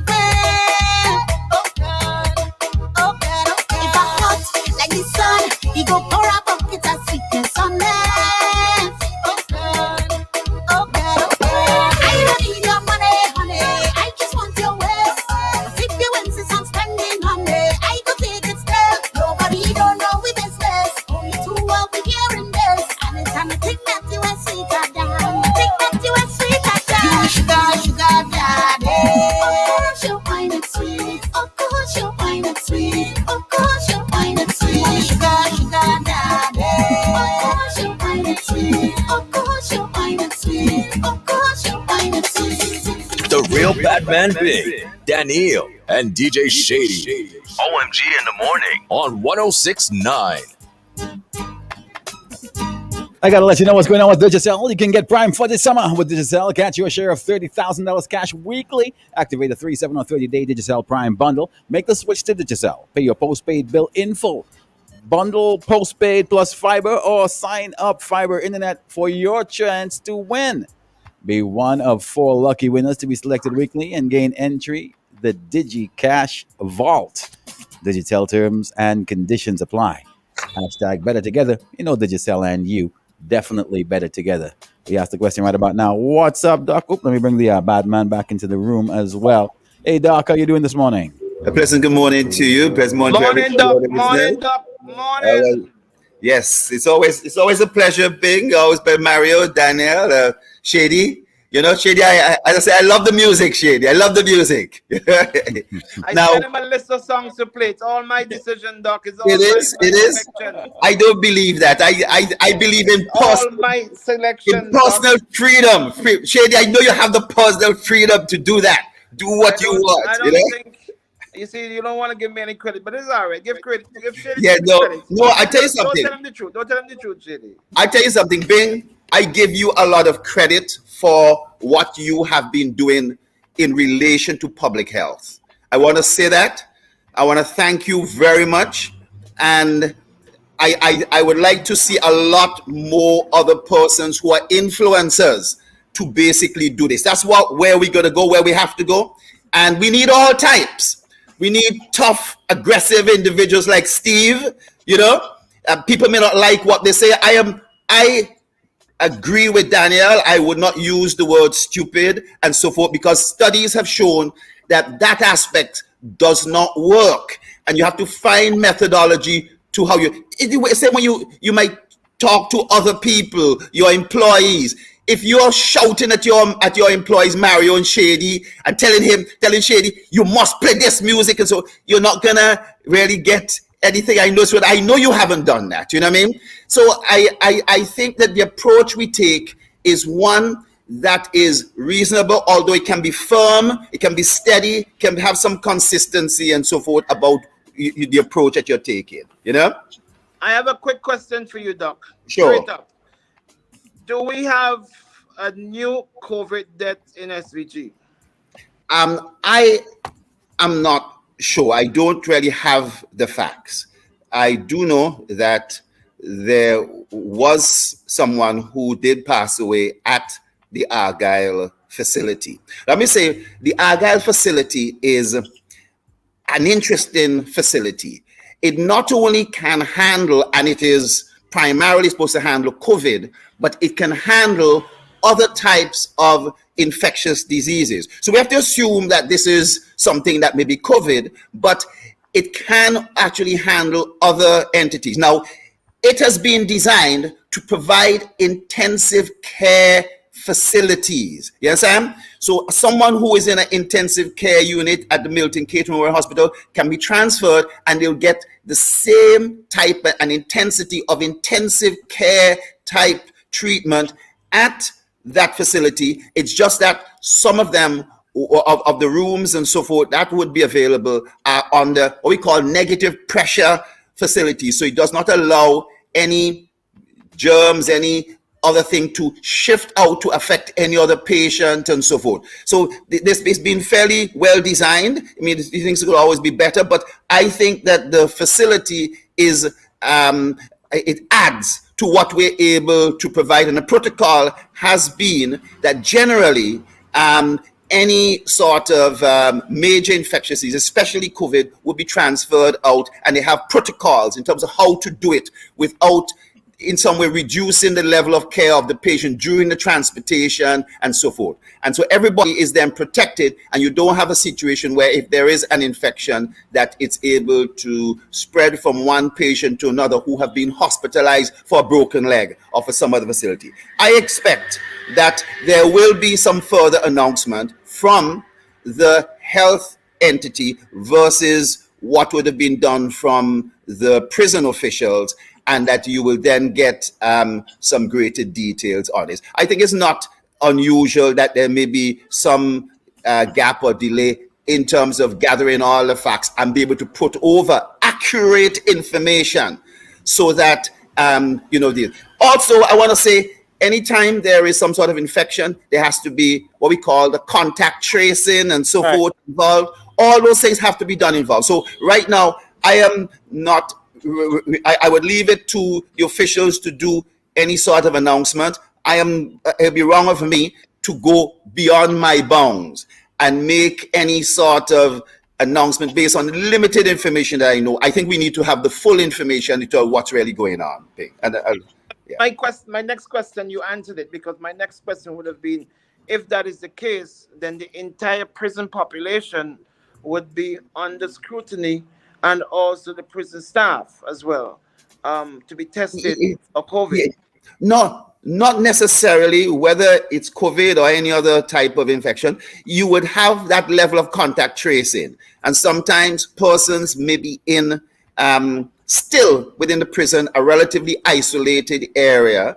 And the protocols and the physicians will make that determination as regards what really needs to be done. I think that we will wait and get the right. I know it's important to get the information now. I think you don't want to get half-baked information. You want to get more accurate information. And, we live in a world today that as soon as anything's happening, we get instant information.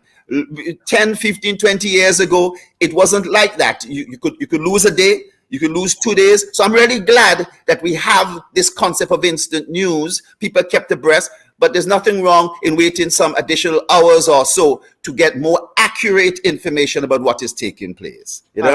All right, agree. So we'll wait, and hopefully by tomorrow we should get some information. Well, I hope and expect so. And this is something that the health authorities and so will be the ones who determine. And so there's something I want to talk about based on what the discussion you had earlier, and I want to say this. In the newspapers of last week, as I pointed, the Tusians in an article put on a chart of the vase. I hate to talk about these things, but in England, there's a software app called Yellow Book.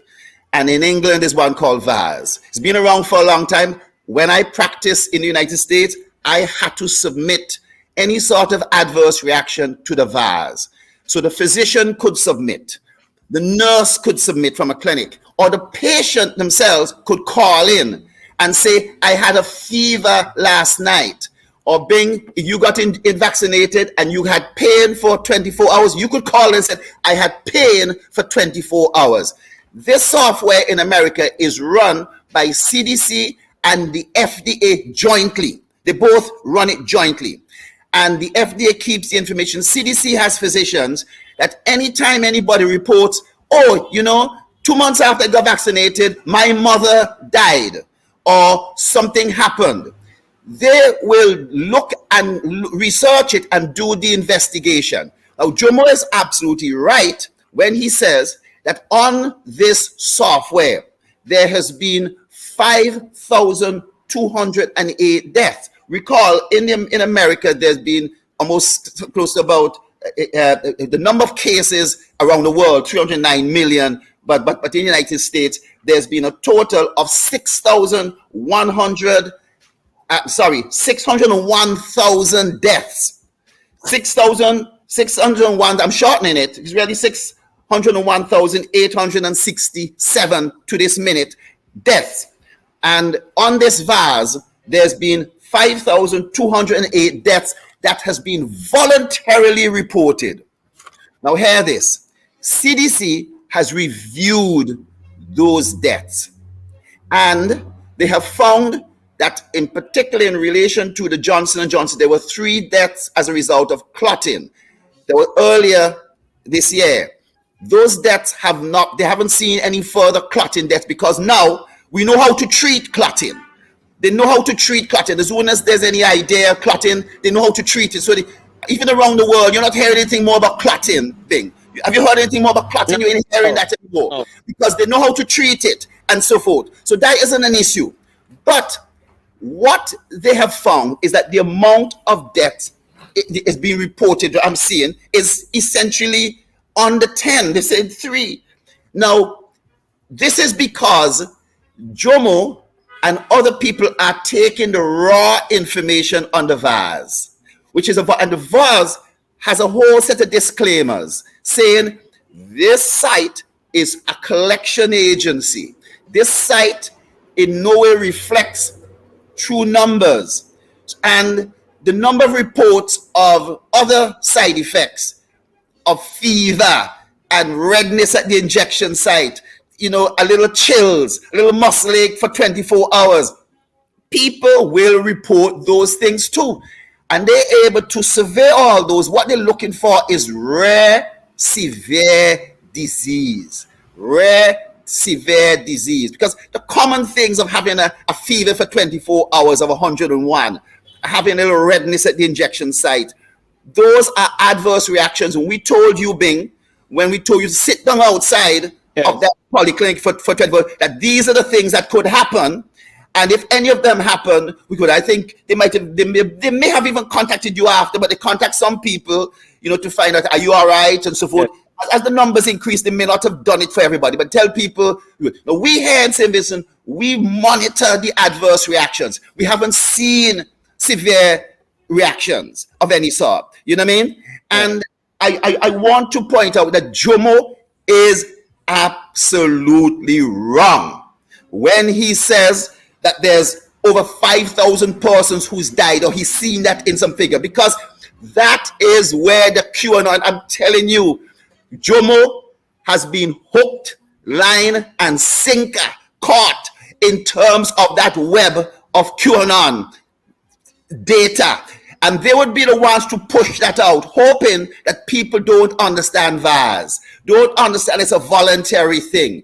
And even though I'm talking to people now, a lot of people would not understand maybe some of what I am saying. But, we don't have a software to do it. We contact the clinics and we write things down on some paper and we put it into a computer. That's how we get our database. But there, America's so large, from New York to California, that this national database is one that anybody could call in. Sometimes there's duplication. I, as a physician, have called in, and then the patient has called in. But because they're able to double check numbers and other demographics, those are weeded out. You know what I mean? The duplication is weeded out. So I want to say, but what bothers me most is the thinking that this thing about change. Steve is right. It's okay to change. We want people who are hesitant to change their mind. We want people and one of the most important things that Jomo says that vulnerable, they must do what they need to do to protect themselves. And I'm telling you, Jomo, as I speak to him directly, people are scared. I know you are. What happens? This is the hallmark of many of the anti-vaxxers. They are scared, and so they put up what we call a denial. It's one of the defense mechanisms. You deny it. You deny this thing exists. I say, Jobo say, it's like a little flu. This is just a little flu. People have said many things, and the point is that people are allowed to change. Jomo's allowed to change. I'm hoping that one day he will say, you know what, boy, I changed. Things were getting so bad that I decided to get vaccinated. And with the Delta and whatever you want to call it, the Delta strain is really the Indian strain, and the Brazilian P1 strain. They don't want to label the countries anymore because stigmatizes India, stigmatizes Brazil. So what I'm saying is that they've used these terms now to take away the stigma from a country. But these things are on our doorsteps. And I have said to you before in previous thing that what's happening at our airport, what Dr. Duncan and them are doing, they are a firewall. They are the defense preventing massive spread. I do believe it will come here, they will come here soon, and that isn't fear mongering. That is telling the truth, telling what one believes in. if we try to hide that these things are on our doorsteps, people are calling me, and saying, when is a Sputnik coming? When is the Cuban vaccine coming? And so forth. They do want to become vaccinated. They may have a problem with one vaccine versus the other because of the publicity, but I believe that we are going to get an uptick in the vaccine. I'm hoping when the Cuban come, Kenson is one of the first to line up. And I'm hoping that in due course, Jomo himself he says he's going to rely on just hands, washing hands, physical distance, and face masks. That's what he said. That's what he said on programs. But I believe that he too will finally realize that in addition to washing hands, space, and face masks, vaccination, just two shots will be enough to protect the vast majority of us for almost in the 90-something percentile. And I feel we have to continue pushing the effort. So Bing, I want to thank you very much for these opportunities to put that message across. Oh, thank you very much to yourself, Doc. I know it's not going to stop there. I know we're going to continue with this in the days and weeks ahead to come. And I really wanted to get your comments again on the opening of school this morning. I know you would have done something on it before, but the children actually re-entered the classroom this morning, which a lot of children were nervous about doing it because of the COVID situation. Yes. I know that my daughter went and had a COVID test because some school have... We lost you, Bing. I think we lost you. Yeah. Lost Bing. Are you in Bing? Yeah. You missed what you said. Some schools have mandatory COVID tests, so all students. Yes, we have something going. Yes. Looks like someone's calling Bing or something. Yes, it looks so. Yes. Well, let me come in here and say that I believe that the protocols that have been put in place are good protocols. They're satisfactory. Or are you still talking? We can't hear you, Bing. Something happened to disrupt your sound. Yes. I don't know if you got a message or a call, but you may have to get out of the room and come back in. Yeah.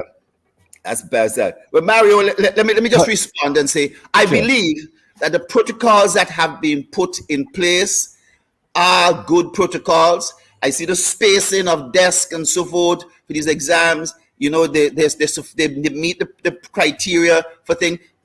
Let's admit, children are less likely to have any sort of severe illness. However, I have said before that they can carry the virus, more load of the virus in their nostrils and so forth. But the important thing is washing hands. And whilst those kids wash their hands and they also keep the mask on for various periods of time, of course, during the exams, they should be able to probably take off their mask for comfort and so forth and things like that. But I believe that this situation can work. There's no need to cancel exams and turn the whole process of education back years and so forth. We can get a certain amount done. But the most important thing is that for adults, they do need to be vaccinated, Mario. And I am hoping that people start to see the light.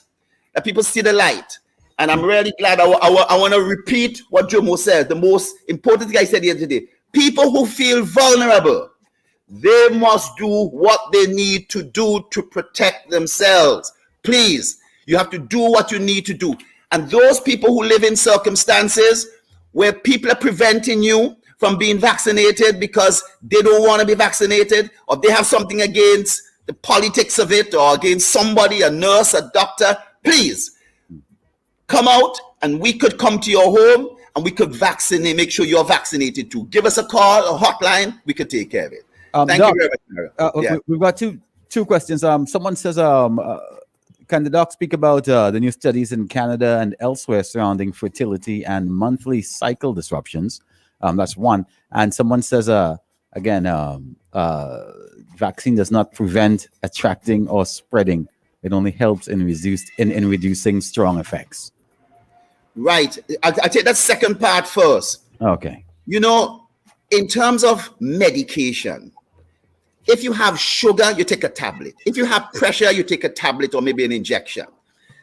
If you have cancer, we have to give you treatment after the cancer is developed to try and cure you. You have an abscess, we give you antibiotics to treat you. So medicines that are given as a form of a cure is one thing. Vaccines are not given as a cure, they're given as a prevention. You heard prevention is better than cure. A stitch in time saves 9. Essentially, vaccines are given so to build your immunity. So if the virus now comes along, you are ready, you are primed, and that virus ain't gonna come and hit you hard. It may not have hit you hard to begin with, but you then can resist it. And any vaccinated person, 5-6% of them who gets the virus after all could only get a sniffle, a little runny nose, a sore throat, and maybe some headache. That's all, by and large. So I want to say that prevention, a vaccine is a preventative measure as opposed to tablets for sugar and pressure and other things like that, which more align with treatment and cure of the actual disease itself. You want to make sure you don't develop it. I'm sure if a lot of people had sugar and diabetes, they would say, boy, way back when, I wish I had done some prevention to prevent myself from developing high blood pressure or diabetes. I wish I had done something 10 years ago, 15 years ago. But once you have it, it's treatment. With vaccines, you are using prevention to get rid of it. Now, I tell you, yeah. So go on, sorry, my apologies. I dropped out because something wrong me. Doc, listen, I don't know what you heard me, but I was asking a question about children heading into the classrooms this morning. All right, and in some schools, all the children in some schools had to do mandatory tests. Yes. Some schools were optional.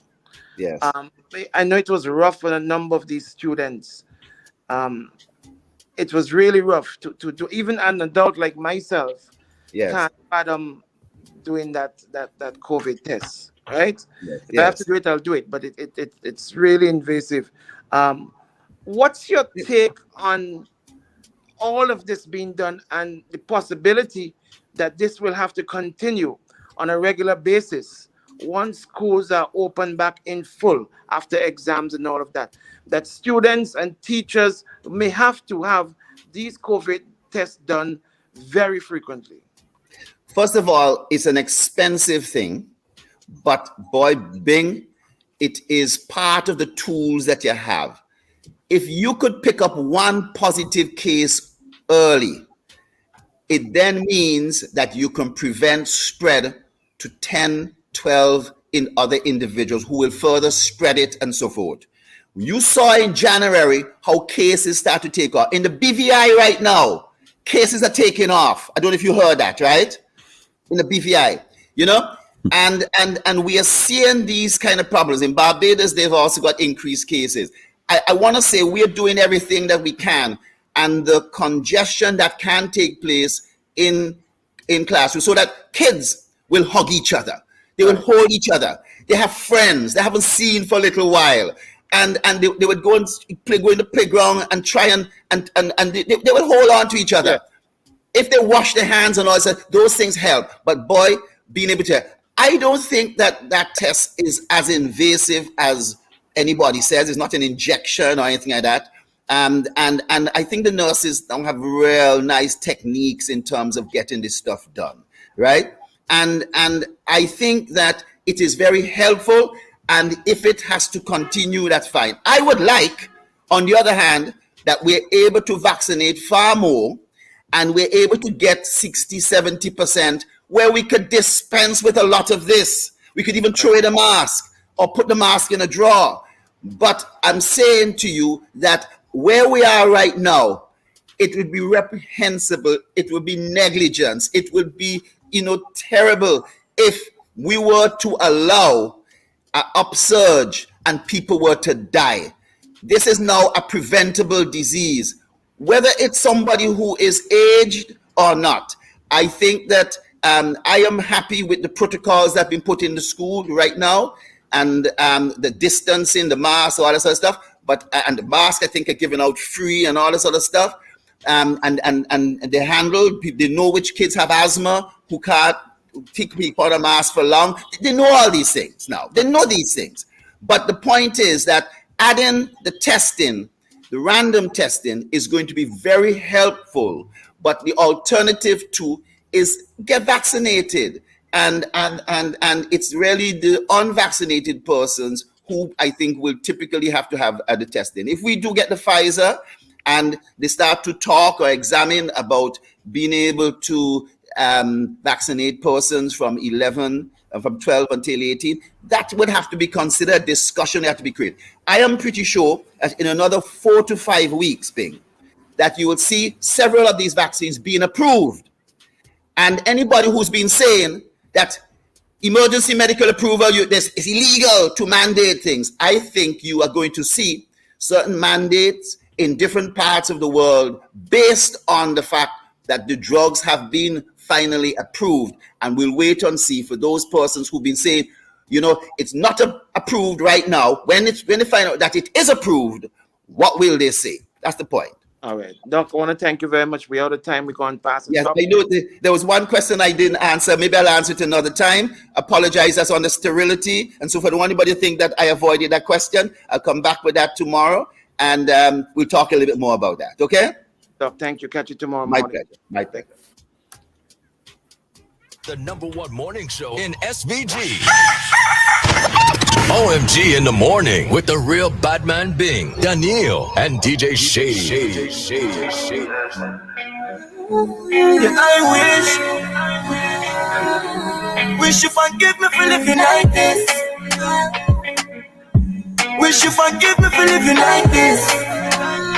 Yeah, I wish. Reach for the stars if we miss me catch a cloud. Mommy said the money no matter, you make me proud. You me love the chip up badness loud. You know my chopstick loud. Stay true to myself. Now watch this crowd. Now freak out myself. You gon' lock this glove. Me like me in my 20s. Crack this code. Them a go on like me no want touch this road. Them girl, snatch them so. Chop them whips. Rock them gun. They think them tough. But watch them fall. So must chop down brave. For the chop them ball. Copy by my side. Glad them roll. You never and you know the goddamn come. You know I'm gonna go far. We have been told, but me I go there till me see my grandkids soul. So me I have for the speak and share. Bury me own self and reincarnate. So my worries for me enemies. Really not take you me there and me get down. No feel me ashamed. So my phone just my phone. No peace can't make. Me know I love her that real and fake. So my cut. Full speed now break. I feel like my feelings chop and sleep can't wait. Yes I wish. Me can you forgive me for living like this? I wish. Tell me you don't forgive me for living like this. Yes, I wish. Let me get to you. Them can't stop the dream. I wish. One time gone, long time gone, when me never have nothing.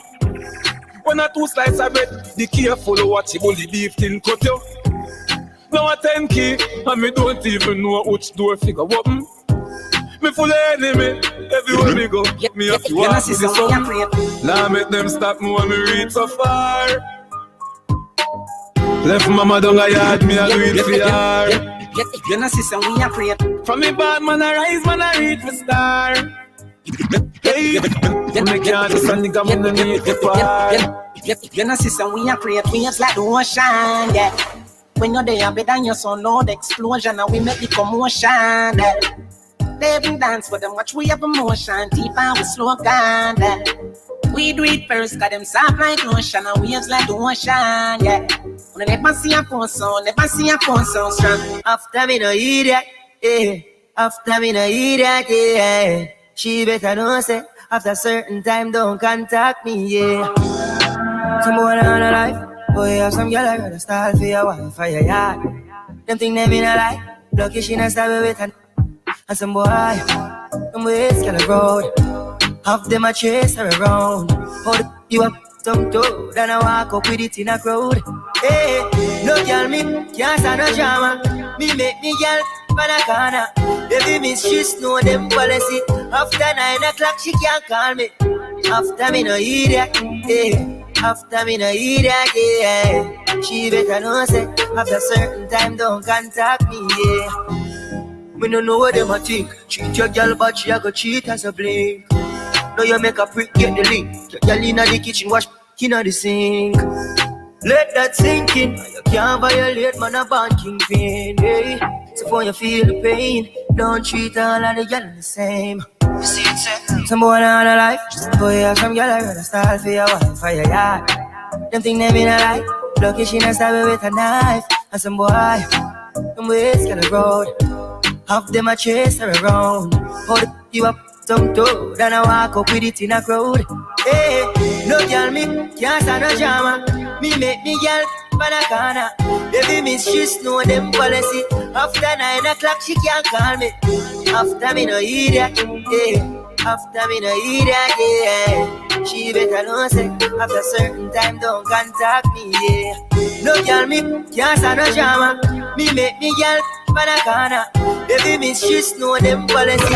After 9 o'clock she can't call me. After me no idiot, yeah. After me no idiot, yeah. She better know say after certain time don't contact me. Call me, then come on up. Better you somebody else. Call me, yeah. You know, say the boy need it. Like you know, say you too good feel. Better you somebody else. Call me, yeah. She want a real dangole. She want a real dangole. Call me, yeah. Call me, yeah. She want a real dangole. She want a real dangole. Call me, yeah. Call me, yeah.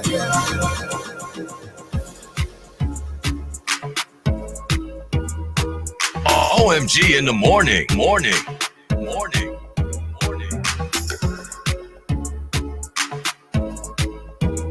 Gotta let you know what's going on with Max Pizza and Kitchen and Beckway. That's right. If you want a pizza with a whole heap of toppings galore, then check out Max Pizza and Kitchen and Beckway. All right. Just place your order by 10 p.m. Thursday, and your Friday dinner is done. Call them on WhatsApp 528-1854 from 10 a.m. to 10 p.m. or the restaurant at 458-3474 from 3 p.m. to 8 p.m. All of this delivered by a Max rep the following Friday at the wharf at 5:30 p.m. upon the arrival of the Beckway Express. To those that introduced me to Max Pizza, I'll be forever in your debt. That would be us. Yes. That would be us. Yes. Okay, Yes. cool. All right. And make sure you check out District Stairs. They got your high quality engineered hardwood flooring luxury planks, laminate flooring, a wide assortment of stylish trims. District Stairs supplies wall, floor tiles, and tiling related products and everything you need to make your staircase a centerpiece. That's your railings, posts, pickets in metal, stainless steel, wood, and glass. They offer personalized selection, and for the month of August, shipping is free to SVG, so you definitely want to call them today. Call them now at 2892-007649. You can find them online at districtstairs.com, or you can search for District Stairs on Facebook. All right. If you guys want to weigh in on things, you can call us at 451-1069. You can also send your voice notes. I know that there's a voice note Morning, here. guys. I hope all is well. I just want to address something. I wasn't really planning on sending a message this morning, but I am absolutely appalled at how Stephen approached Daniel this morning. Listen, this is a debate. And we all have to respect each other's opinions, regardless as to whether we agree or disagree. And I know that the vaccine is a hot button issue. I know that the continuation of COVID-19 infections is a going concern. But calling people stupid, and she has a right to feel affronted and offended because she feels as if she is one of the persons who is included in that bracket. And I really sincerely think that he should apologize, whether on air or off air in person. I think it's absolutely counterproductive to attempt to disparage people into taking the vaccine. It's not going to work. If I know my Vincentian people well, the more you try to force them, the more they would resist. Come on, man. And Stephen, you know, you're being so hypocritical because you are always one to jump on the soapbox to ask people to be civil in their discourse, civil in our debate. And you are insisting on referring to people as stupid, the same people who you purport to stand up for when you're ready. Come on, man. We got to do better than this. We deserve better than this. We know better than this. Thanks a lot, Truth Seeker. 4511069. That's the number to call. 4551669. That is the WhatsApp number. Badman, you in the house?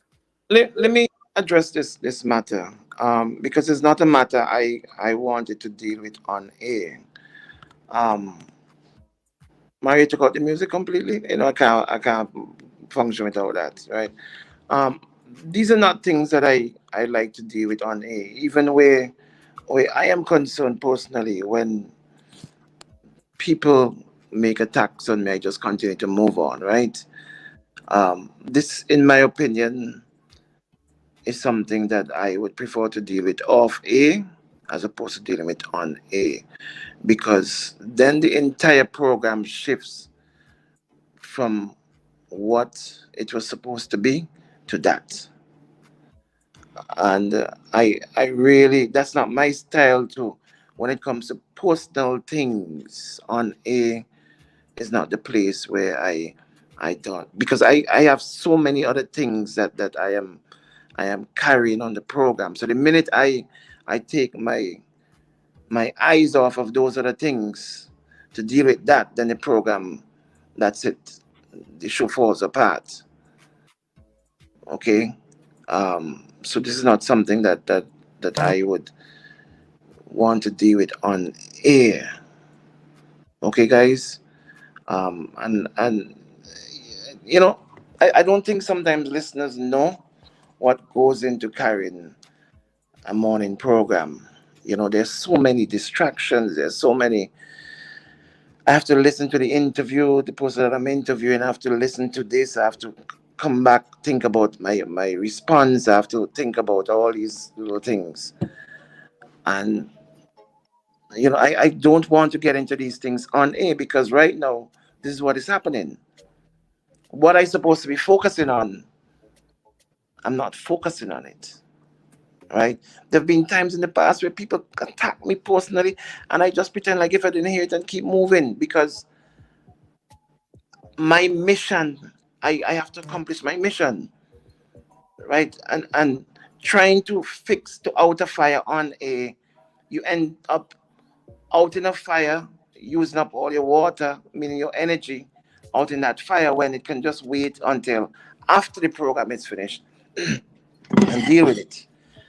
And it's to deal with these things on this, it's not easy. You know? It's not easy. Because when I fight up and I deal with that on A, my energy goes, and when my energy goes, that's it, the program. That's it for the program. You know, and it's not, I never planned on not dealing with it, but I never planned on dealing with it on air.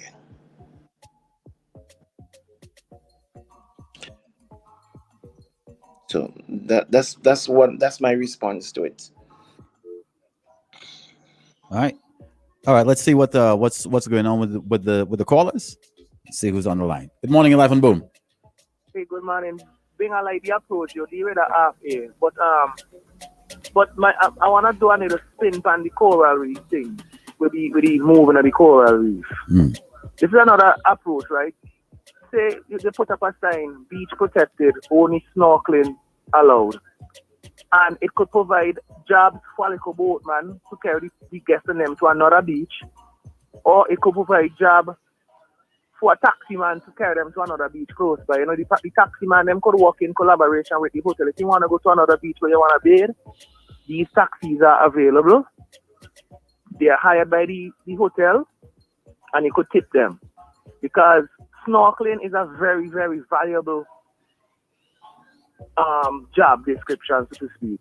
You know, we could rent out snorkeling gears, because 9 out of 10 when somebody travel, they bring in no snorkeling gears or no fin or no glasses.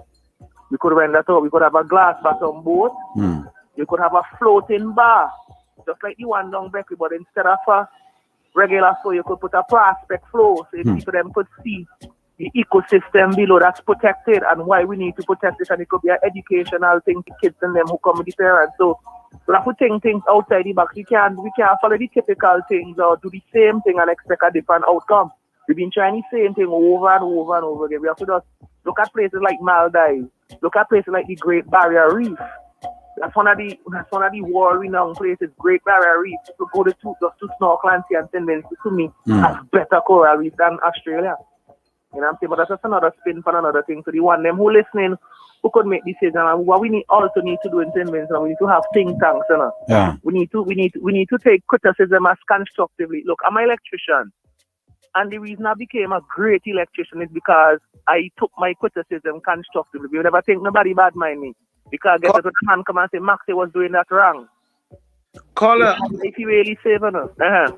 We also, and I've said it before, I even said it this morning, we have to appreciate when people want to come and spend their money in St. Vincent. All right? Yeah. Because they could have gone anywhere else in the world, anywhere else in the Caribbean, for a matter of fact, just to spend their money. But hey, what? However, though, caller, I think that we have to be respected as well, and respect what we have, our natural environment, the things that we have that we can't. I mean, there are just certain things that we shouldn't compromise with. God knows I am not an environmentalist. I am not, but there are certain things that when I see certain people standing up for, certain people who I thought that who stood up for it, made me feel bad that, okay, so if this person is standing up for it, then what am I doing? And someone mentioned to me this morning that maybe I need to channel my anger and my energy. You see, Bing, and I appreciate your opinion. Sorry. You keep calling me all the time on this matter, and that's why. And maybe as well too that we also need to deal with the planning department, who from day one have handled this issue wrong in terms of the way that notification was put out. You know, maybe too, the wording and the information that was put out in that notice was done wrong, and as a result, all of the attention is shifted on the name of the notice in the notification. So who? Right.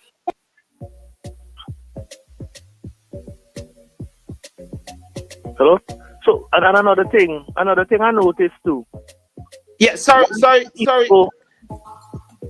Hold on. Sorry, let me just finish my point, because my phone keeps ringing and therefore it keeps cutting out, right?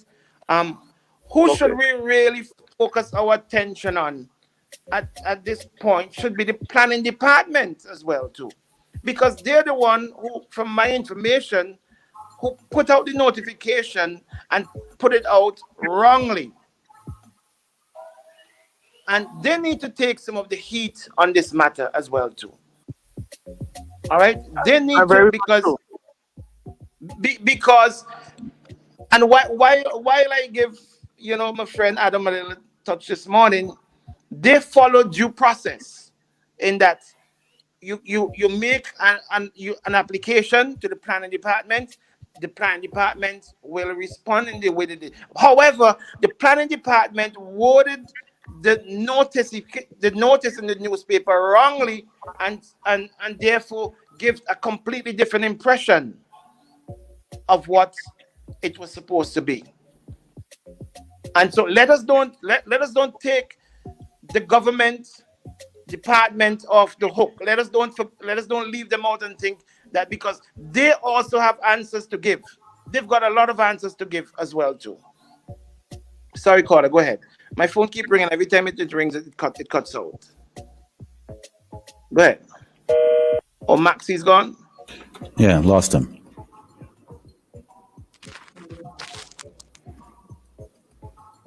All right, we got another caller, 4511069. Hello, good morning. My boom family, good morning, good morning. Yes, man. First thing, I heard the thing, and I don't think that you go on it. I like that they deal with it off air, and I think it needs to be dealt with into it. So what's so good that I will not go any further. That I respect your opinion, mate. Now, hear this. I was listening to a radio station last night. One of the radio stations I do listen to and contribute to, which is Nice Radio. And a gentleman made a suggestion last night, and I wonder how come, since this whole debate and vaccine and how to get people to take vaccine, how nobody came up with that suggestion. That is, maybe we need to go into the direction where the maker of these vaccines do not want to take responsibility for it for people's health. So maybe the host countries of these vaccines to begin, you want to like this, let me say, Stephen, them want force the employees them to take vaccine. Maybe they should be willing and ready and put their money and where the action is by guaranteeing their employee that they will take any financial responsibility. And I think Jomo, you are out there and hope you're listening, should be the one to start to put together some documents that these employers can sign taking responsibility. Should anyone get any adverse effect, even death, that and the sum should be placed in that document too. And I say start at $1 million. And then let me see how much of these governments and employers will be willing and ready to finance such a document. Then I will realize to myself, well, yes, we're into something. But anything apart from that, I think that we should allow these research to be done. For me, it is too soon. I would like to see a 5 years or so, and let me see what are coming in, because I'm hearing now that they are thinking about a third dose of this vaccine. This is what one of the vaccine manufacturers is saying now. That means it's saying that they're looking at, maybe you might have to step it up now to a third dose. When are these doses going to stay? When you come to a third dose, you might need a fourth dose, a fifth dose. These are the kind of thing that is worrying to me. Why I'm saying, for me, it is too soon for me to jump into the water. I want to see, I know what down there. Let me see all the stone and everything. Maybe I might be willing to jump in then. But apart from that, you want your employees to take vaccine, willing to finance something and taking responsibility. That is the employers, whether it's the government or private, you should be willing to take on responsibility to finance something. And for me, it should begin at $1 million. All right, buddy. Interested. Someone just messaged and said, should the planning department be the correct department to make an application on marine development? The Levue property ends where the surf breaks. Why is planning department dealing with application for development on public property? Oh, that's interesting. Why is planning department dealing with an application for public property? Never thought about that one. You know what? They're supposed to be saying Levue do not own the area in which the reef is at. Levue, the developers do not own the sea, basically. So why should they be asking to remove something out of the sea in which they do not own? That's what that message just came in. That one is high interpretation. I think we should refer to a lawyer to get the interpretation on that one. because the beach is public, up to the high water mark belongs to, it's public property. So, all right. All right, let's see who's on the phone. Okay, someone else just said you can lease the seabed. That's another message that just came in as well too. You can lease the seabed. Good morning, you're live on Boom. Good morning. Hi, good morning. Mary. Good morning. Good morning.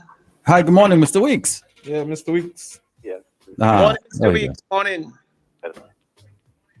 Thing I want to speak a little on the topic that you are, and that's what you made. That's where I wanted to go. Talking about men in the Mr. Weeks, you're breaking up badly. Yeah, Mr. Weeks, your phone is pretty, your connection's pretty bad right now. I'm using a line. Okay. Hello? Is he there? I hear it. You go. It's breaking up badly. Could you change your position that you're in so we can hear you clearly, please? I'm using a thing so I don't know what's on.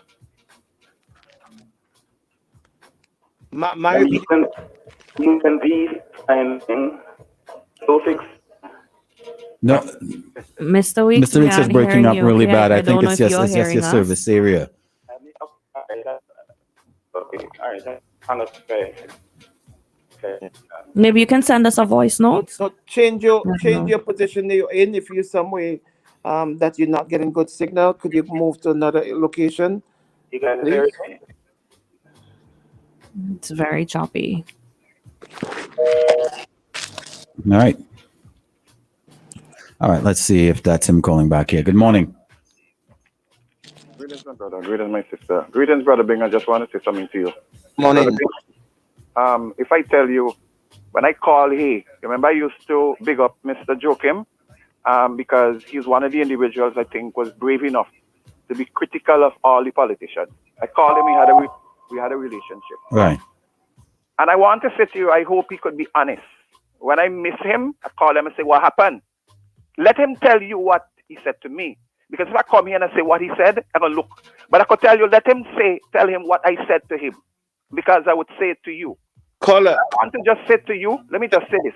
I am a very principled person. Mr. And I want to... I bring you with this matter off air, please. Okay, well, let me just say why I called to let you know something. You're speaking about a situation, what we've seen for 20 years. I was part of it. And you're saying a government, and I am not hate genders or bitter. I've learned what it was all about because I believed in a government and what a government is all about. I know what a government is all about. I'm seeing the way Biden performed. But what I'm saying, you have to understand that we have been through this for 20 years. And what happens, there's really no planning, no commission of police, no people who are allowed to do their job. I would not have believed that if I hadn't gone to Jesco. And when I went there and I saw wrong, I went to all of the politicians and them because my mother is the oldest active member in the party. And then you know what it come down to? We can't do nothing. I remember there was a situation with Golly Miguel. I want to say to you that planning, the people at planning, I know them. They're wonderful people. Just like how you have a different institution. And I want to say to you is that the problem is that these people are not allowed to do the job. It comes down to 2%. And that 2% is Ralph Gonsalves and Julian Francis, not even Camilo. Mr. Hamilton, are you on the planning board? I remember there was an incident. I'm not on the planning board. Were you ever on the planning board? I was never on the planning board. But how do you know that? How do you know the two people who make decisions for the planning board? I am not talking here with the planning board. I'm talking about walking at Jesco, walking at looking at what happened at the NCB, what happened to the politicians within the party. They had no say. I remember going in a meeting with Straker and he wanted out. Golly Miguel, she wanted out. What exactly are you speaking about, Mr.? I am saying to you that we have a dictatorship running our country. Don't you know that? You say that every morning.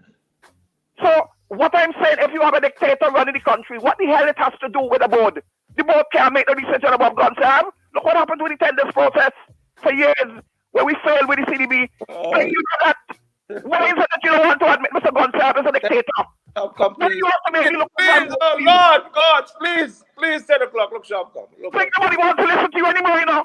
I know. So why you calling? Why you calling? I want to speak to the people, not you. The people. All right, Call guys. and set up the greatest, not the best. You love me. Now they're telling me nobody don't want to listen to me. Make up your mind. Where you want? Blood? You still there? No, he hung up. I love it. We can get back Mr. Weeks now, though. I love it. Good morning, alive and boom. Morning. Can't hear. Hello? Yes. Hey, morning. Shady. Morning. It's Kenson, right? Yeah. I was just about to ask that just now. Wasn't Coming hearing him well. properly. Yeah. Calm. Yeah, it wasn't real Kenson energy there. I didn't feel like I owe him money. That could tell us something. That could tell us something. No, I mean, I'm on here for a couple of reasons. Right. Yeah. Number one, to start with, and listen to me carefully, is that issue with Stephen this morning. It pissed me off to no end. Kenson. I'm going to tell you what. Hold on, Bing. You hold on, Bing. No, don't tell me hold on, Kenson. You hold on, please. Okay? Anyone had come on here and threatened somebody on radio? No, but please, Kenson, respect me. Respect me, please. Okay? Good. So I'm going to do that. But if anyone had come on here and threatened somebody on radio, and Daniel had stepped up and said, listen, because of this station, we have to protect this station. We have to protect not just this station legally, but protect the station's image and support. She would have felt a responsibility to stand up and say, listen, don't threaten anybody on air. Yeah? As a matter of fact, she might not even have gotten the chance to speak. You being would have stopped it. Yeah? You would have stopped it. So when you're telling me now that you want to deal with matter half and half, listen to me, this happened right here at the wrong time. Kenson, what do you suggest I should have done this morning? You should have stepped in at the time when Daniel said, listen, we respect people here.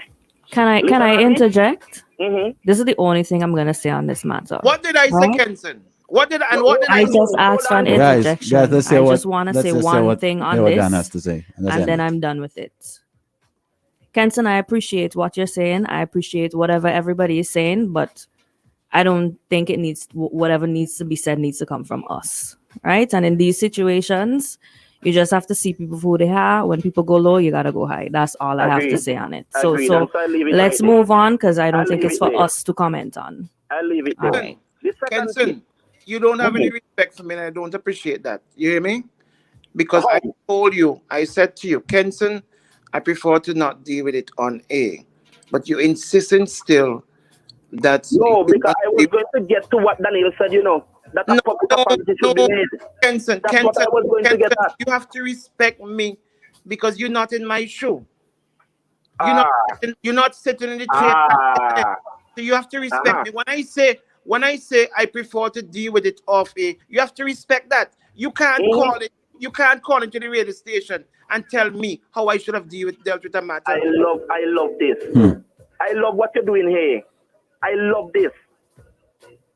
You see? Because this is exactly why I said what I said. Because of what you're doing there. And I love it. Yeah? But let's move on from that. You have other matters to deal with? Do you have other matters to deal with? Of course. But go ahead. Could you move on, please? So the second matter is you being. And I'm going to show you just how much of a bandwagonist you are. And you just said it a while ago. Because you stated that you stood up with this issue here pertaining to the reef because of who you saw standing up against it. I am thinking that an issue like this, you shouldn't have even look to see who stand up for it. Which brings me to the other thing that I want to talk about. Now you're on here since last week, Wednesday. I was trying to call in to get at you when you were on air pertaining to these protests. Yeah? Because you, with your narrative and your directive that you were given to try to paint these protests as though they are simply political, Well, I'm here to tell you it is not so. What were they? Kenson, Let me tell you now. You were involved in a protest. You had the bullhorn shouting, "Let us get rid of Ralph Gonsalves." What did you tell the people to come out and protest for? What did you tell the people to come out and protest for? What did the people... When I spoke about what the people are facing, you want to know what I stood up for? Let me tell you what I stood up for. I stood up for the fact that Mr. John, who has been shot... How many times did you start on the protest line? You're going to allow me to talk? How many times? Because I'm not going to allow you to come on here and talk things that are not true. How many times did you say that on the protest line? How many times, Kenson? How many times did you allow me to talk? Well, I'm going to stop you when I think you need to be stopped, though. Respectfully, I'm going to stop you. When I speak about the institutions that we have here, the independent institutions, whose heads have literally shown that they are corrupt. You didn't hear that? Well, let me stop you there. Yes, what was the purpose of the protest? So you're going to allow me to talk now? I ask you a question, I have to let you answer. Well, I'm going to tell you. The reason for the protest is, one, that the rule of law and the search for justice in St. Vincent has now become so muddied and corrupted that we have to come out and talk. Number two, you have way more issues. Yes, Mr. John's issue should be there at the forefront, and it is. But it's also a catalyst where other people have come out. People didn't just come out for one reason. Because when you're there, you hear people talking about their poverty. You hear people talking about the taxes that have been going on right here during a crisis. Gas price gone up twice in a month. Those are the things we talk about too. So those things that affecting Vincent John's. Those are the things you spoke about. But what you were protesting for was Mr. John. How many times when you had that? Hold on, buddy. I Kenson King here. Let me tell you, me Kenson King here. Speak now. Yeah? It's not going to be a shouting. Me Kenson King here. Kenson. Hello. Kenson King. Kenson. Do I have to bring the police to tell you to hold on? Yes, go for police. Yes, go for police. Listen to me, Kenson. You told persons to come out in support of Mr. John. How many times did you, from when you had that megaphone, did you mention Mr. John's name? How many times did I mention justice? I'm talking about justice. I'm talking about Mr. John. What are you protesting for? It is not justice for Mr. John. Mr. John. Who was shot? Who was shot in their foot? Who was shot in their foot? Who was shot in their foot? Was it justice or Mr. John? You tell me this. So all the time that justice is being called for in St. Vincent, because now what has happened to Mr. John has actually cleared the veil. There's no one else in St. Vincent who can say that blatant miscarriage of justice has been going on in St. Vincent. I'm glad you say that. So you're admitting then, that you use Mr. John, you're admitting you use Mr. John as a step up to get to justice, to get to what you're protesting for. If that is the case, just say it. My point is, you, Kenson King, is a hypocrite. You use Mr. John. You're being a hypocrite. Let me tell you how you become a hypocrite. You use Mr. John. If you sat down here all the time and knew of the blatant injustice is being meted out to other persons in the country, and you never spoke about it, you jump on this one just because it was a hot matter. So we must just stick on it and not talk for the rest of the country. If this can happen to Mr. John, who can it not happen to? I jump on what? What did I jump on? You jump on this issue with Mr. John because it was a hot topic and it was sensational. When did you jump? What else have you done? When did you jump on it, Kenson? What else have you done, Bing? When did you jump on it? What else have you done? So you sit there in a comfortable chair in your bubble. I provide, here what I did. Here what else I did. Kenson, calm down, buddy. Mr. John on my show, Bing. Calm down, buddy. Calm down. I am calm. Very calm. Give me a space. You know what else I did? I took a platform for you call in here like what you're doing now to say that I have not done anything. That's what I did. Not you alone. Because now you want to make it sound as if persons are not out there for Mr. John. We were out there from the beginning. We spoke about that Mr. John issue before you spoke about it. Oh, really? Of course, yes. Where did you talk about it? Yes. Go back and look on Facebook. Go on social media and it's there. So when you and your group were having your protest and Mr. John was standing underneath the market, you noticed he was over there? Where were you being? You noticed he was over there? Where were you being? He was mentioned. Who bring him there? You ask you now. Who gave him the right to come there? Who gave him the right to reach there? Let me ask you a question. When are you going to organize the fundraiser to help Mr. John Bills? When are you going to organize the fundraiser to help Mr. John Bills? The right to reach to the protest. Guys, we're not getting anywhere with this show organize the fundraiser to help Mr. John Bills? Let me tell you how. Let me tell you when, Bill. There's already a fundraiser out. I've already received money from Mr. John that I'm going to take for him today. What have you done? You won't know. And I know. Because I know you did not. I am not trying to use Mr. John. I am not trying to use for any political. I can tell you, as a matter of fact, that you have not contributed financially to Mr. John. Kenzie King, I am not only trying to use Mr. John for political reasons. Oh, hush. You are trying to use Mr. John. You know what you're doing? You were trying to use Mr. John and any other Mr. John for your hypocritical political reasons. Everybody must jump on something because you have a personal vendetta. That is what you want to. Well, let me tell you now. When you get the call to come on here with that narrative, you are pushing a political agenda. You been. I get it right there. Where you get the call from? I will expose to where you get the call from. Just watch and see. All right, guys. Let's do it now. Let's wrap this up. We need to take a break. You guys, have some water. No. I have no water. Ken says my body still. I don't care. As a matter of fact, I'll have a whole drink of water in his head. Yeah. Oh gosh. All right, let's take a quick break and come back. We have to do this, and we've got Dr. Richards coming to calm things down. All right, keep it locked on. This is Boom 106.9 FM. Life would be so much easier if we could predict the future. And while we can predict weather patterns, we can never predict the damage it may cause to our home, property, or its contents. Don't spend your time guessing whether everything will be okay. Get covered by GK Insurance EC to ease your mind. We're an insurance partner who provides coverage because we care. Follow us on social media at GK Insurance EC. Agents in St. Vincent, Priority Insurance.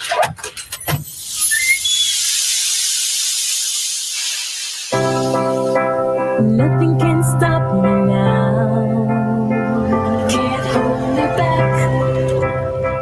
So hot right now. Can't hold me back. And I know who I am, and I know who you are. I wanna drink you in right now.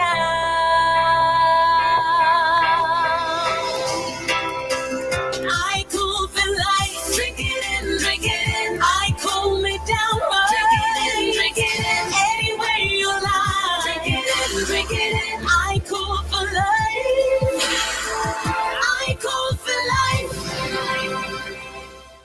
Have you ever wanted something but can't get it in St. Vincent and the Grenadines?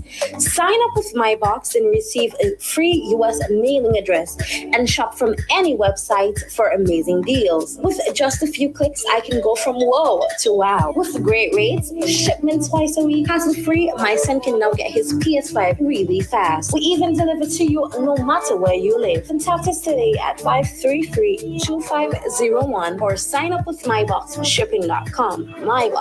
You buy, we ship. Greetings. This is your boy Luther, the crowd motivator. I just like you to know that during this whole COVID-19 pandemic, we had to let go some things. You see the handshaking? We had to let go that thing. Mass gathering? We had to let go that thing. Partying or the clubbing? We had to let go that thing. Crowd a man by the bar drinking. Boys on the block liming. We had to let go that thing. The overseas traveling? Yeah man, let go that thing. Public coughing and sneezing without protecting. Yeah, man, Lego that thing. But you know we can't Lego everything. We must keep something. So the hand sanitizing, you gotta keep that thing. Social distancing, you gotta keep that thing. Boosting your immune system, top up on your vitamin. Yes, keep that thing. But in all this, don't forget the Almighty King, because He is the ruler over everything. So go on your knees, pray and sing and stop panicking.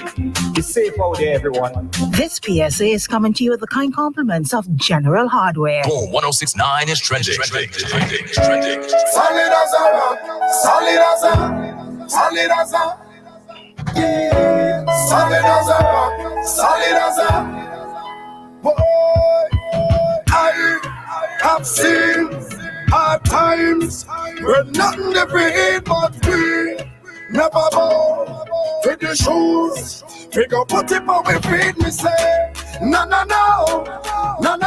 we never do that. We never give up, no. Coulda never with that. So get to use, let me see your raise up your hand. Let me see your raise up your hand. No matter how times get hard in your man, we standing up solid as a rock, solid as a rock. So if all the hands them high, we gonna be alright, gonna be alright, gonna be alright. So let the hands them high, gonna be alright, we gonna be alright, gonna be alright. Yeah, I am from that place when people are suffer price without needs on streets is bread without butter. Let's check in with the doc and look at things with a wider lens. Pastor Richards on OMG. Y'all know what time it is. It's time for the doc to come in right now and calm things down, simmer down the whole energy. 45. Well, keep the lines clear. Actually, I shouldn't be calling out the lines. The doc knows what the number is. All right. Say hi to the digital crew one more time. Digicel has got you primed for the summer. That's right. Enjoy up to 450 hours of local radio on the go allowed app or movies on Play Go when you activate the Digital Prime bundle, plus get a chance to catch your share of $30,000 cash every week. Dial 100 for more info. Digital Prime for the summer. Good morning. Is it the doc? Good morning, Mario. Hey. Morning. Good morning, Daniil, Shady, Bing, and all of you. Good morning to all of you, and I hope you're off to a good Tuesday? Mm-hmm. Tuesday. Good Tuesday to you. I lost it there for a while trying to remember which day of the week it was. Let me just say a couple of things here. I heard Mario this morning. I thought it was a very telling statement. Guys, we're not getting anywhere. And I thought that was profound, and I took that, I assimilated that. And I said that to myself, I'm not getting anywhere. You see this matter of, you all hear me, huh? You see this matter of how we conduct social discourse? It's fundamental to social solidarity, unity, social cohesiveness. And when social discourse promotes fissures and fractures, fault lines,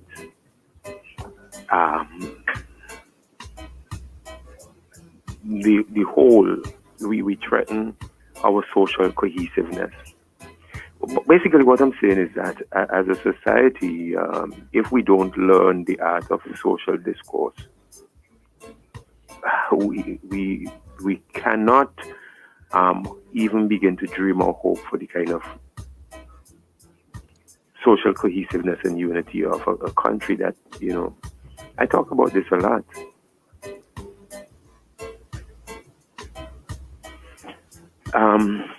And so it's fundamental. It's really, we have to learn how to talk to each other. I posted something on Sunday on my Facebook page. I posted it because it was about me. Please understand. I posted it because it is about me. The comment I made, it is about me. and I wanted to be transparent. So I put my own weakness out there. And the post that I made was this, because it's something I'm grappling with. The post I made is this: be teachable. You're not always right. I have to learn that. I have to learn that. And more, I think I made that resolve resolution, I think in 2018. I have to learn to listen. I have to learn to be tolerant of views that are not in congruence with my own. I have to learn to listen to people who vigorously oppose me. In fact, one of the things that I also teach my sub leaders, I said this: if you are talking, if you aren't doing the talking, you're not learning. And I think this should be helpful to everybody. Well, it's about me, okay? It's about me. I find that when I'm talking, like now, if I'm the one projecting and pushing out the thoughts, I am not really learning. When I actually learn is when I stop to listen to what you have to say, which is why time and again I would say to Mario, say something, you all interject, you all cut me off, say something, just break in. Because I want to listen, I want to hear what other people are saying. Even,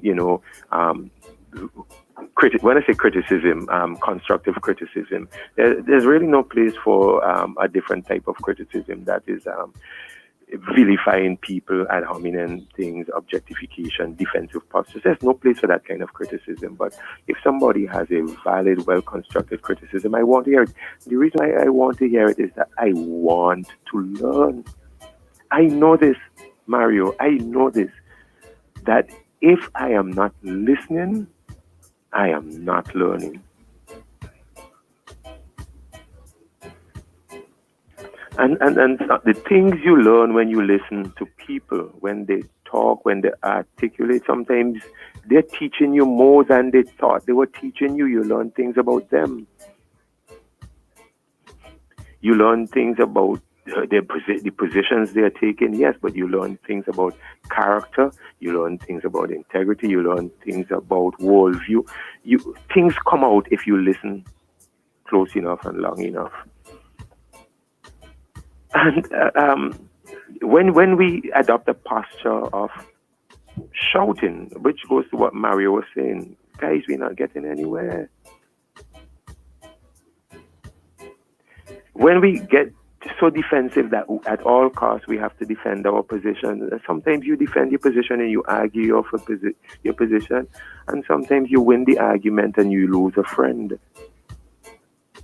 And I have found that I'd rather lose an argument than keep my friend. But I find that people in social discourse, say yes. Doc, can I interrupt you, please? Of course. I think people sometimes forget that this is a radio show that we're doing. Mr. Weeks, from time to time, used to refer to it as a social experiment. I don't know why he would say that. But it's a radio show we are doing. And that is why every time I get into an argument with someone on air, I would say either love them or don't worry about it, that's my body, or don't worry about it because we're going to be fine. Because I am mature enough to understand that no matter how we disagree and how the disagreement go, how high, how low, how strong, how contentious it is, that it is a radio program, and that is all. It is not a situation where we are dealing with live personal thing. It is a radio show. I mean, I may be speaking to it from the standpoint of where I know it should be coming from and what the objectives are and what makes people come to you, and what makes people gravitate to become listeners. But I don't take it any more than just a radio show. It is. When I'm done, when I get off the radio and I hang up here, that's it for me. And tomorrow morning I'll come back and I will do the same thing. We deal with issues, we deal with social issues, political issues, economic issues. We deal with all issues, but at the end of the day, it is a radio show. And that is what I wanted to say. Continue, Okay, please. thanks. To me, and I respect that position. To me, it is, and I don't know how long. I think I'm right now your longest serving commentator. I have to say that this is a fantastic opportunity. I am not about politics, about this. I have the values I want to transmit. It's an opportunity for me to teach some things that are core to me. And I love the country. I want to see unity and wholesomeness. And so I can't take partisan position, although some seem to think that. It's more than a show being for me. Okay? It's a time for me to impart values to those who are listening. Transformational stuff. It is a time for me to model, because sometimes people would attack, would say very caustic things. And the way I know the way I respond, people are out there listening and learning. Okay, that's how you respond. People have said to me, I admire you, Pastor, for the way you handle that. It is, when I hang up and put the phone, it's more than a show that's gone for me. It is whether I change a life or provoked a thought or modeled something of value, so that others who are listening can do this, and it will be good for this country and good for us. Go ahead, Bing. I'm sorry. Bing, go ahead. I'm sorry. I thought you said something. No, I think he's having problems with his People are calling in. Yeah. So I really wanted to say I listen all the time, and sometimes guys come on, and some of your contributors, and and then you go to the back and forth, they're shouting, like if you call in and stuff like that. And sometimes in that milieu or interaction, I don't get the value of what they're trying to say, because they're too entrenched in defending their point. And it becomes I have to win this. It becomes like, what do I say to win this argument? And I have long said, don't try to win an argument. Too many things get destroyed when you try to win arguments. And sometimes your main objective gets lost in winning the argument. So back away from an argument and come back another day. I'm just trying to teach that. I've learned that. I've practiced it. This is good. Back away from the argument, because sometimes when you win, you lose. I've seen it often enough. Sometimes when you win, you lose. So, what? Let me let that slide. I've seen Bing do that on a number of occasions, actually. I have to commend you, Bing. I've actually seen you do that. Sometimes there are things that, little baits that are thrown, and then you just don't take the bait, and I admire when you do that. So let me just say that again, the point I wanted to make is that if we create these fault lines in social discourse, and if we can't have that kind of healthy social discourse, that it is going to create fractures between this unit within the society or that unit. And a fractured society cannot be cohesive. So I really think a good key is how we relate to each other, so that we build cohesiveness and unity. I think that's just a teaching thing I wanted to do this morning. And the Milton Cato Memorial Hospital thing, I have a couple of minutes, maybe 1 minute. That's going to take some time, but it's gnawing at me, Mario. Why is it that they are allowed to get away with this? Why is it that you, as a practitioner at the Milton Cato Memorial Hospital, or a couple of district clinics, but you also have your own private practice, whether it's a doctor's office or a place for other professional care, that competes with what the Milton Cato Memorial Hospital is offering? Why is it that you are allowed to create artificial situations and bottlenecks to drive people to your practice? Why is it that people know that this is happening? I almost called the name. And allow it to happen. Why is it that people who could utilize the facilities that are available at the Milton Cater Memorial Hospital at a lower cost, why is it that they are forced, pretty much forced by, let me pick this up tomorrow or something. This is just wrong. This is, anyhow you cut this is wrong. This is exploitation of poor people. It is and it is the time when the exploitation, one of the things that matters really to poor people, they will put money on the line when it is a legal matter. They will put money on the line. I have seen it. And also when it's a health matter, they will put money on the line. And you have them where, and matters of legal implications, you have them to squeeze them and get money out of them. And matters of health, what they're going to do is they're playing with. So they're going to pay the money anyway. It's a ripe people's health is ripe for exploitation by the unscrupulous, and the unscrupulous are exploiting people's health situation for profit. I will have to pick this up some other time. All right, Doc. Have a good day. All right, you as well, bud. All right, take care. Bye. Wow, that's how we bring it to the close here. Boom 106.9 FM, Heated One this morning.